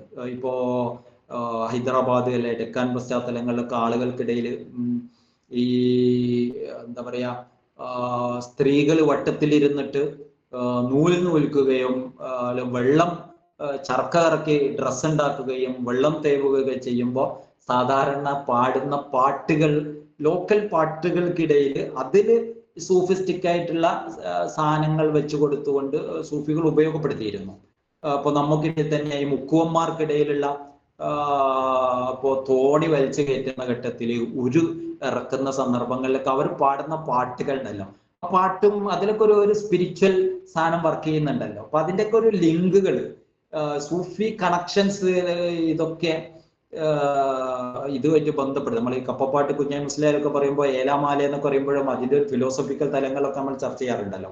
അപ്പൊ ഇതിലൊക്കെ എത്തരത്തിലുള്ള സാധനങ്ങൾ സൂഫികൾ ബോധപൂർവം ഇന്റൻഷനലി ഇതിലൊക്കെ ഉപയോഗപ്പെടുത്തിയിരുന്നു എന്നുള്ളതാണ്. ഖാദി മുഹമ്മദ് തന്റെ പല വരികളിലും ഇത്തരത്തിലുള്ള സാധനത്തെ ഉപയോഗപ്പെടുത്തി എന്നുള്ളത്. ഞാൻ പറയുന്നത് നോളജിനെ ഒരു എലീറ്റ് വിഭാഗത്തിന്റെ സാധനമല്ല, മറിച്ച് അത് ലോക്കൽസിൻ്റെതാണ്, അല്ലാതെ അത് എല്ലാവരെയും ഉൾക്കൊള്ളുന്നതാണ് എന്നുള്ള ഒരു ചിന്തയിലേക്ക് അദ്ദേഹം ഇതിനെ കൊണ്ടുപോയി എന്നുള്ളതാണ്. മാത്രമല്ല അതിന്റെ കണ്ടൻസുകൾ, ഒരു ഫ്രെയിം വർക്ക് എന്ന് പറയുന്നതിന്റെ ഇപ്പോ ആ ഒരു ബോധപൂർവം നമ്മൾ പറഞ്ഞ ഒരു സാൻസ്ക്രിറ്റ് സാധനത്തെ മാറ്റി നിർത്തുമ്പോഴും ഒരു അറബിക്, ഇസ്ലാമിക്, ഒരു മാപ്പിള, ദ്രവീഡിയൻ പശ്ചാത്തലങ്ങൾ മൊത്തം ചേർത്ത് വെച്ചുകൊണ്ട് അത് തന്നെ അതിന്റെ കുറച്ചും കൂടി ദേശീയമായ, ഓരോ ദേശവുമായിട്ട് ബന്ധപ്പെട്ട, ലോക്കൽ ഇടവുമായിട്ട് ബന്ധപ്പെട്ട, മുക്കുവ പരിസരവുമായിട്ട് ബന്ധപ്പെട്ട, കോഴിക്കോടത്തൂറ തന്നിൽ പിറന്നോർ ആ പശ്ചാത്തലവുമായിട്ട് ബന്ധപ്പെട്ടുള്ള സാധനങ്ങൾ, ദ്രവീഡിയൻ ചിന്താ പശ്ചാത്തലങ്ങളെ അതിൽ അദ്ദേഹം അങ്ങനെ ഉൾക്കൊള്ളിക്കാൻ ശ്രമിക്കുന്നുണ്ട്. പിന്നീട് ലാസ്റ്റ് വരുമ്പോൾ അതിന്റെ ഒരു മുനാജാത്ത് ഇരവ്, അതാണ് ഇതിന്റെ അതിന്റെ സ്ട്രക്ചറിൽ വരുന്ന മറ്റൊന്ന്. അത് നേരിട്ട് വിളിച്ചിട്ട് അവരുടെ കാവൽ വാങ്ങുന്ന ആ ഒരു ഡിവോഷന്റെ ഒരു സാധനം നമുക്ക് കണ്ടെത്താൻ പറ്റും. അപ്പൊ ചുരുക്കി പറഞ്ഞാല് ഈ ഒരു രചന സമൂഹത്തിൽ നിർവഹിക്കുന്ന വലിയൊരു ഡ്യൂട്ടി എന്ന് പറയുന്ന അതിന്റെ ഒരു ചിന്താലോകമാണ്. മറ്റൊന്ന് അതിന്റെ പിൽക്കാല സഞ്ചാരങ്ങളും അത് വളരെ പ്രധാനപ്പെട്ടതാണ്. നമ്മൾ സാധാരണ പറയുന്നത് പോലെ 1800 അവസാനത്തിൽ പ്രിന്റ് വരുന്നതോടുകൂടി ലഭ്യമാകുന്ന ആദ്യകാലത്തെ മൊഹീദ്ദീൻ മാലയുടെ ടെക്സ്റ്റാണ് നമുക്ക് ഇന്ന് ലഭ്യമാവുന്ന ഏറ്റവും ആദ്യത്തേത്. അത് നമ്മുടെ കോഴിക്കോട് തന്നെ കാളിയായിരുന്ന ഈ അബൂബക്കർ കുഞ്ഞിക്കാളി ശരിയാക്കിയ മൊഹീദ്ദീൻ മാലയുണ്ട്. അബൂബക്കർ കുഞ്ഞിക്കാളി ഉപ്പാപ്പമാരിൽ നിന്ന് കേട്ടതനുസരിച്ച് ശരിയാക്കിയ മൊഹീദ്ദീൻ മാല 1800 അവസാനത്തിൽ പ്രിന്റ് വരുമ്പോൾ അത് പ്രിന്റ് ആയിട്ട് വരുന്ന സാധനം. അപ്പോൾ ആ കാലം മുതൽ തന്നെ ഇത് പഴയ കാലത്ത് ഓറൽ ട്രഡീഷനായിട്ട് റിസൈറ്റ് ചെയ്യപ്പെട്ട് വരുന്നുണ്ട് എന്നുള്ളതാണ്. അത് ചെല്ലുക എന്നുള്ളത്, നമ്മൾ കല്യാണത്തിന് സ്ത്രീകളുടെയൊക്കെ നമ്മൾ ഇന്ന് ക്വാളിഫിക്കേഷൻ ചോദിക്കുന്നത് പോലെ പാട്ടുകളെ കുറിച്ച് ചോദിച്ചിരുന്നു എന്നും, അപ്പൊ അതിലൊക്കെ മൊഹീദ്ദീൻ മാല എന്നുള്ളത് ഒരു നോളജിന്റെ ഒരു മാനദണ്ഡമായിട്ട് പരിഗണിക്കപ്പെട്ടിരുന്നു എന്നുള്ളതാണ് അതിന്റെ ഏറ്റവും പ്രൈമറി ഈ സാധനങ്ങളായിട്ട്. അപ്പോ ഞാൻ അവസാനിപ്പിക്കുകയാണ്. നമുക്ക് പിന്നെ കുറെ കൂടി എനിക്ക് തോന്നുന്നു എന്തെങ്കിലും സംശയങ്ങളോ മറ്റോ ഉണ്ടെങ്കിൽ അത് വെച്ചുകൊണ്ട് അതിൻ്റെ വിപുലമായ തലങ്ങളിലേക്ക് ചർച്ച ചെയ്ത് പോകാമെന്ന് തോന്നുന്നു. ഇൻഷാ അള്ളാഹ് മാല എന്നുള്ളതിൻ്റെ ഒരു വിപുലമായൊരു തലം തന്നെ അവിടെ കിടക്കുന്നുണ്ട്. മാലപ്പാട്ടുകൾ എന്നുള്ള ഞാൻ നേരത്തെ പറഞ്ഞൊരു ഡിവോഷണൽ മാലകൾ ഒരു കേവലം 30% 20% താഴെ വരുന്നുള്ളൂ. അതിൻ്റെ വിപുലമായിട്ട് അപ്പുറം കിടക്കുന്ന എഡ്യൂക്കേഷണൽ മാലകളും ഈ കോമിക് മാലകളും ജേർണലിസ്റ്റ് മാലകളും ഒക്കെ ആയിട്ടുള്ള ഒരു വളരെ വിപുലമായൊരു വൈജ്ഞാനിക തലങ്ങൾ തന്നെ ഒരു ഭാഗത്ത് കിടക്കുന്നുണ്ട് എന്നുള്ളതാണ്. ഓക്കെ, ഇൻഷാ അല്ലാഹ്. എന്നാല് ഇനി എന്തെങ്കിലും ചോദ്യം ഉണ്ടെങ്കിൽ അതിനനുസരിച്ച് പറയാൻ പറ്റുമോ? കുട്ടികളുടെ ഭാഗത്തുനിന്ന് എന്തെങ്കിലുമൊക്കെ ചോദ്യങ്ങൾ ഉണ്ടെങ്കിൽ, അല്ലെങ്കിൽ ഓഡിയൻസിന്റെ ഭാഗത്ത് എന്തെങ്കിലും ചോദ്യങ്ങൾ ഉണ്ടെങ്കിൽ നമുക്ക് അതും കൂടി കഴിഞ്ഞിട്ട് കൺക്ലൂഡ് ചെയ്യാന്ന് വിചാരിക്കും.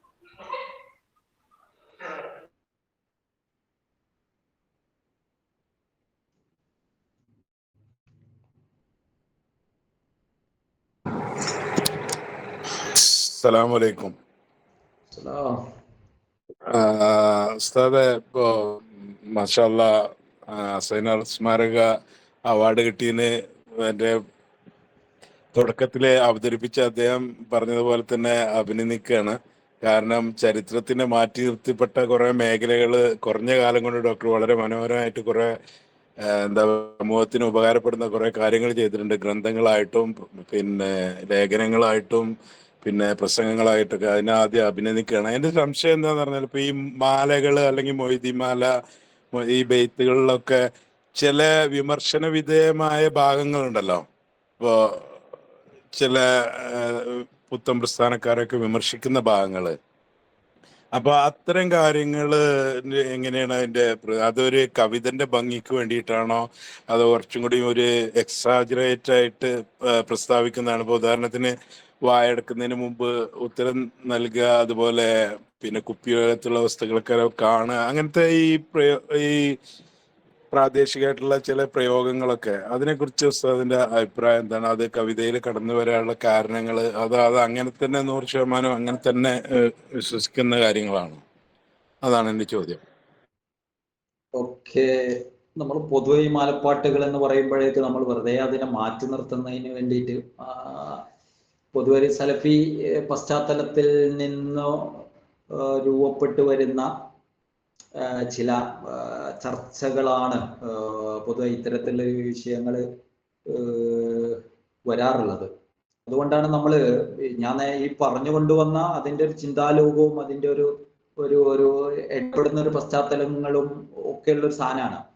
പക്ഷെ നമ്മളുടെ ചർച്ചകൾ പലപ്പോഴും ഈ ഒരു സുന്നത്ത് ജമാഅത്ത് ചർച്ചകളുമായിട്ട് ബന്ധപ്പെടുത്തിയിട്ട് വേറെ ഇതിലേക്ക് പോകുന്നു എന്നുള്ളതാണ്. പക്ഷെ അത് കൃത്യമായിട്ട് തന്നെ നമ്മൾ സുന്നത്ത് ജമാഅത്തിന്റെ പശ്ചാത്തലത്തിൽ നിന്ന് ചർച്ച ചെയ്യേണ്ടതുമാണ്. അതിന് അങ്ങനെ തന്നെയുള്ള കൃത്യമായൊരു മാനമുണ്ട് താനും.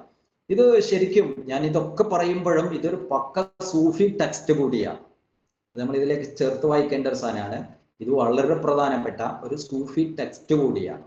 അഥവാ ഇതിൽ ഇദ്ദേഹം പറയുന്നതിലപ്പുറത്ത് ഇത് പഴയകാലത്തെ പല സൂഫികളും പലരും പറഞ്ഞ സ്ഥാനത്തെ അവരുടെ ടെക്സ്റ്റുകളെ റെഫർ ചെയ്തുകൊണ്ടാണ് ഖാദി മുഹമ്മദ് പറയുന്നത്.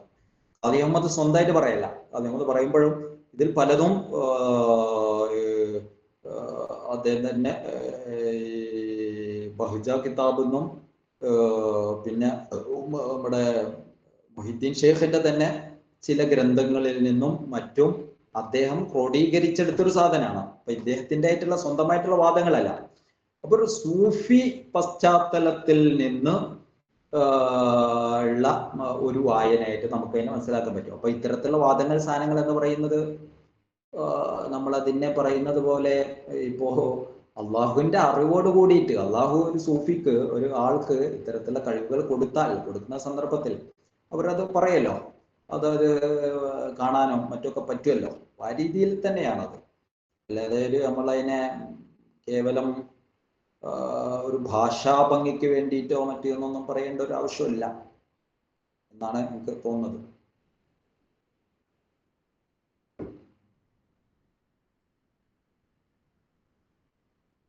ഓക്കെ, ഇനി എന്തെങ്കിലും ഓഡിയൻസിന്റെ ഭാഗത്തുനിന്ന് എന്തെങ്കിലും ഡൗട്ടുകൾ ഉണ്ടെങ്കിൽ നമുക്കതും കൂടെ പറഞ്ഞിട്ട് തീർക്കാം. അതല്ലെങ്കിൽ നമുക്ക് കൺക്ലൂഡ് ചെയ്യാം. ഓക്കെ, നമ്മള്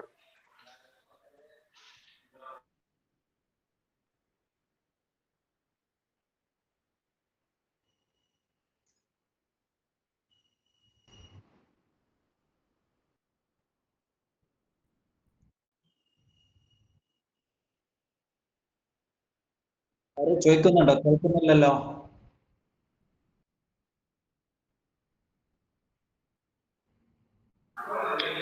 വോയിസ് ക്ലിയർ കുറവാണ്. അതിന്റെ അടുത്ത് വന്നിട്ട് പറഞ്ഞോ ചോദിക്കുന്നവര്.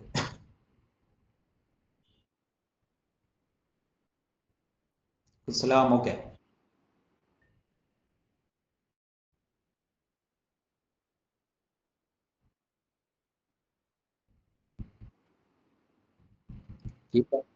ആ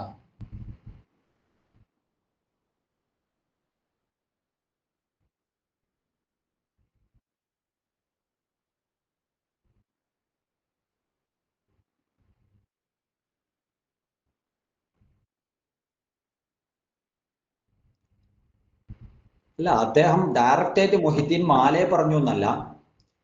അദ്ദേഹം ഞാൻ പറഞ്ഞ ഒന്ന് ഈ ലോക്കൽ വെർണാക്കുലേഴ്സിന് അറബിക് ഫോണ്ട് നൽകി വരുന്ന ഒരു ട്രഡീഷൻ, അത് പലരും അവരുടെ നാടുമായിട്ട് ബന്ധപ്പെടുത്തിയിട്ട് വന്ന പഠനങ്ങൾ പറയുന്നുണ്ട്. രണ്ടാമത് ഈ ഇത്തരം രചനകൾ, ഈ സൂഫിസ്റ്റിക് രചനകളിൽ ഈ ലോക്കൽ ഫ്രൈസുകളെയും അലിഗറീസുകളെയും ഒക്കെ ചേർത്ത് വെച്ചിട്ട് എങ്ങനെ ഡെവലപ്പാക്കി എന്നുള്ള ഒരു സാധനം നമ്മൾ മൊഹിദ്ദീൻ മാലയിൽ കാണുന്ന ലോക്കൽ അലിഗറീസ് ഉണ്ട്. ഈ ഒരുപാട് ഫ്രൈസ് സാധനങ്ങളെ, സാധാരണ ജീവിതമായിട്ട് ബന്ധപ്പെടുന്ന സാധനങ്ങളെ അവരെങ്ങനെ ഇതുമായിട്ട് ഇൻകോർപ്പറേറ്റ് ചെയ്ത് വെച്ച് സാധാരണക്കാർക്ക് പെട്ടെന്ന് മനസ്സിലാക്കുന്ന വിധത്തിൽ ക്രോഡീകരിച്ചു. ആ ഒരു സിസ്റ്റം, ആ ഒരു രീതിയെ ഈ ഡെക്കാൻ പശ്ചാത്തലത്തിലുള്ള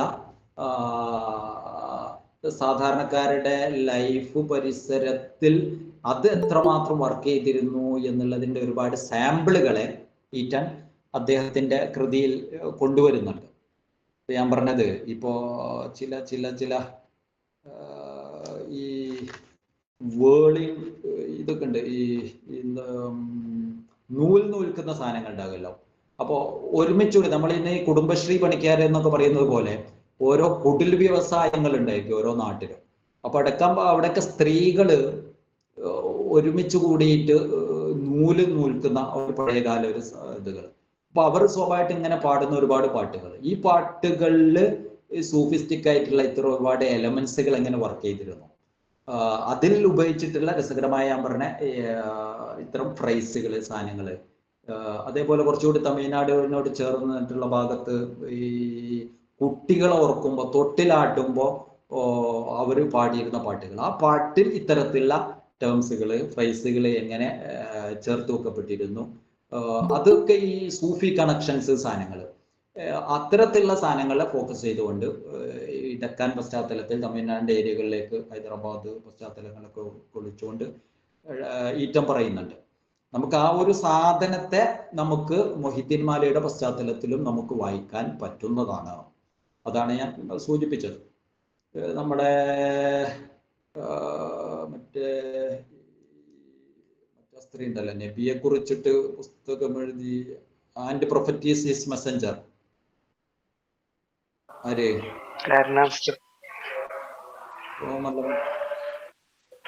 ആൻമേരി ഷിമ്മൽ. ഷിമ്മലിന്റെ രചനകളിലും ആ ഒരു സാധനം കാണുമല്ലോ. ഓരോ ലോക്കൽ ഇടങ്ങളിലും ആ ഒരു പ്രൊഫറ്റിനെ എങ്ങനെ സെലിബ്രേറ്റ് ചെയ്തു എന്ന് ഉള്ള കവാലികളും പോലെയുള്ള സാധനങ്ങളൊക്കെ അതിലൊക്കെ ഉപയോഗിച്ചിരുന്ന ഒരുപാട് ടേംസുകളുണ്ട്, വളരെ സൂഫിസ്റ്റിക് ആയിട്ടുള്ള ടേംസുകൾ. വ്യാപകമായിട്ട് സൂഫികൾ അവരുടെ കവിതകൾക്ക് ഉപയോഗിച്ചിരുന്ന ഒരു സാധനമാണ് ലോക്കൽസിനെ ചേർത്ത് പിടിക്കുന്നതിന് വേണ്ടിയിട്ട്. അപ്പൊ ആ ഒരു സാധനം നമുക്ക് എടുക്കാൻ പശ്ചാത്തലമുള്ള ഒരുപാട് സാധനത്തെ ഇദ്ദേഹത്തിന്റെ കൃതിയിൽ കാണാൻ പറ്റും. സെയിം സാധനത്തെ നമുക്ക് അതിനെ മൊഹിദ്ദീൻ മാല വെച്ചും അങ്ങനെ വായിക്കാൻ പറ്റും എന്ന് പറഞ്ഞതാണ്. ഓക്കെ ഓക്കെ, ഇനി ഡൗട്ടുകൾ ഉണ്ടോ? അതല്ലെങ്കിൽ നമുക്ക് കൺക്ലൂഡ് ചെയ്യാമായിരുന്നു. എന്താണ് അവിടുത്തെ പ്രശ്നം?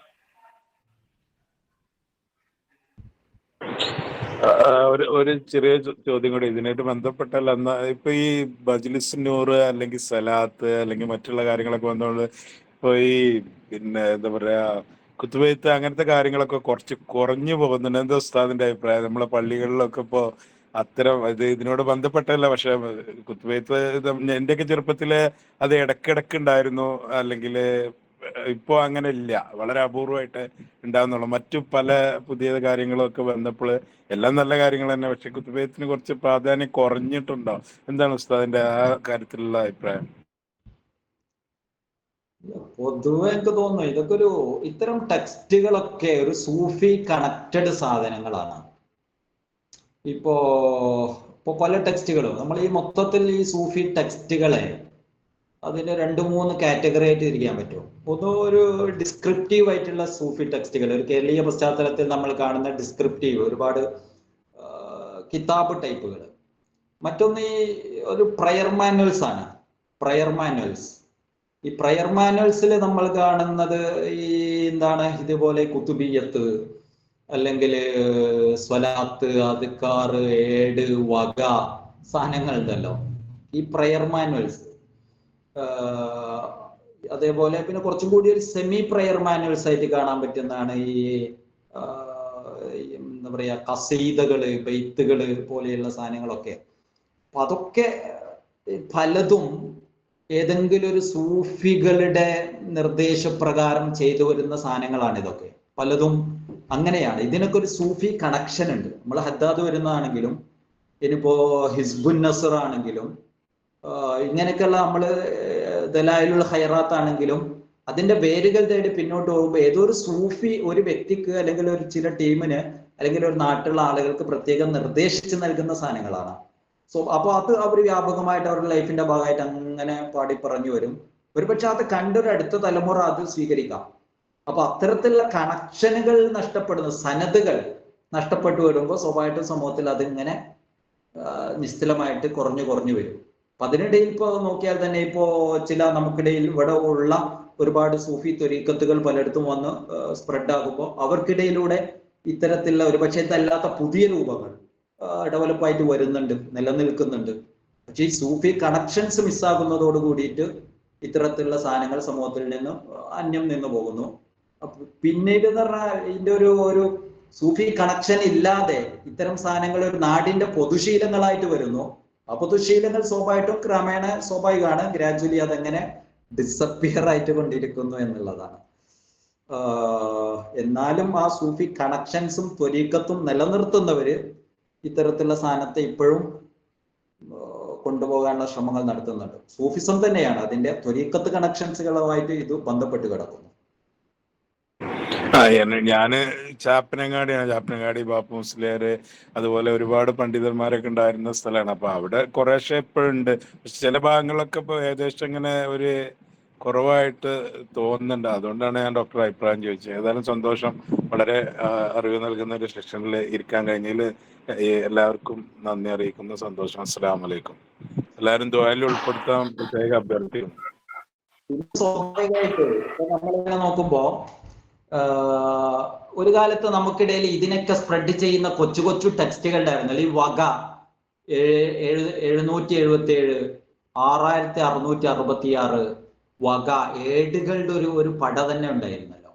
അപ്പൊ അന്നൊക്കെ ഇത്തരം ടെക്സ്റ്റുകൾ വലിയ അർത്ഥത്തിൽ അതായിരുന്നു. അന്നിപ്പോ ഇതേപോലെ സോഷ്യൽ മീഡിയ സംവിധാനങ്ങളില്ല, യൂട്യൂബുകളില്ല, ആളുകൾക്ക് എപ്പോഴും ലൈവായിട്ട് അവരോടൊപ്പം കൊണ്ടു നടക്കാൻ പറ്റിയ സംവിധാനം, മോഡേൺ സംവിധാനങ്ങൾ ഇല്ലാത്തത് കൊണ്ട് ഇത്തരം ടെക്സ്റ്റുകളാണ് ഇവർക്കിടയിൽ ഒരു മൊബൈൽ മദ്രസകളായിട്ട് വർക്ക് ചെയ്യുന്നത്.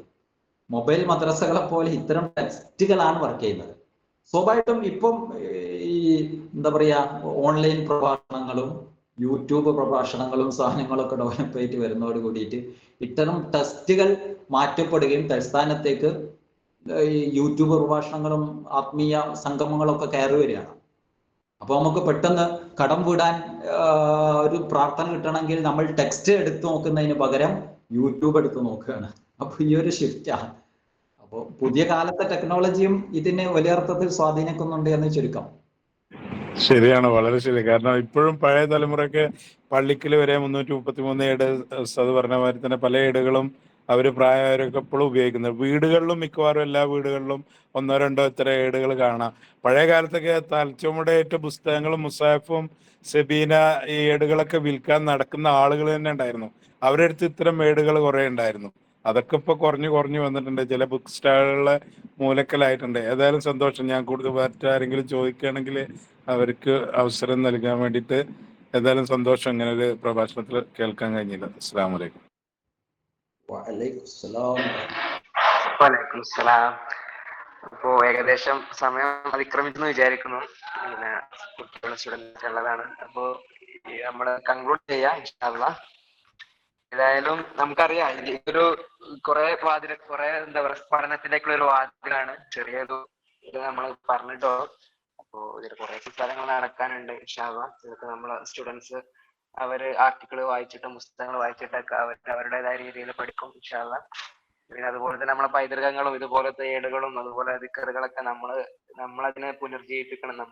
അതിന്റെ ആൾക്കാർ ഇൻഷാ അല്ലാഹ്. അതിന്റെ ഒരു തുടക്കം അല്ലെങ്കിൽ അതിന്റെ ഒരു ഭാഗമാവട്ടെ ഇങ്ങനത്തെ ഒരു സെഷനുകൾ എന്ന് വിചാരിക്കുന്നു. അപ്പോ ഈ സെഷനിൽ കൂടുതലായിട്ട് നമ്മോട് സംസാരിച്ച മോയിൻ ഉസ്താദ്, അതുപോലെ തന്നെ ഇതിൽ പങ്കെടുത്ത നജീബ് ഖാ, സൈദാലിക്ക, ബാക്കിയുള്ള എല്ലാ ഓഡിയൻസ്, നമ്മുടെ ലൈംലൈറ്റിന്റെയും അതുപോലെ തന്നെ ഈ പരിപാടി സംഘടിപ്പിച്ച സാക്കിന്റെ ഒക്കെ ഓഡിയൻസ് ആയിട്ട് വന്ന സ്റ്റുഡൻസ് എല്ലാവർക്കും ഒറ്റ വാക്കിൽ നന്ദി പറഞ്ഞുകൊണ്ട് നമ്മൾ ഈ പരിപാടി ഇവിടെ വൈൻഡപ്പ് ചെയ്യാണ് ഇൻഷാ അല്ലാഹ്. അപ്പോൾ അസ്സലാമു അലൈക്കും.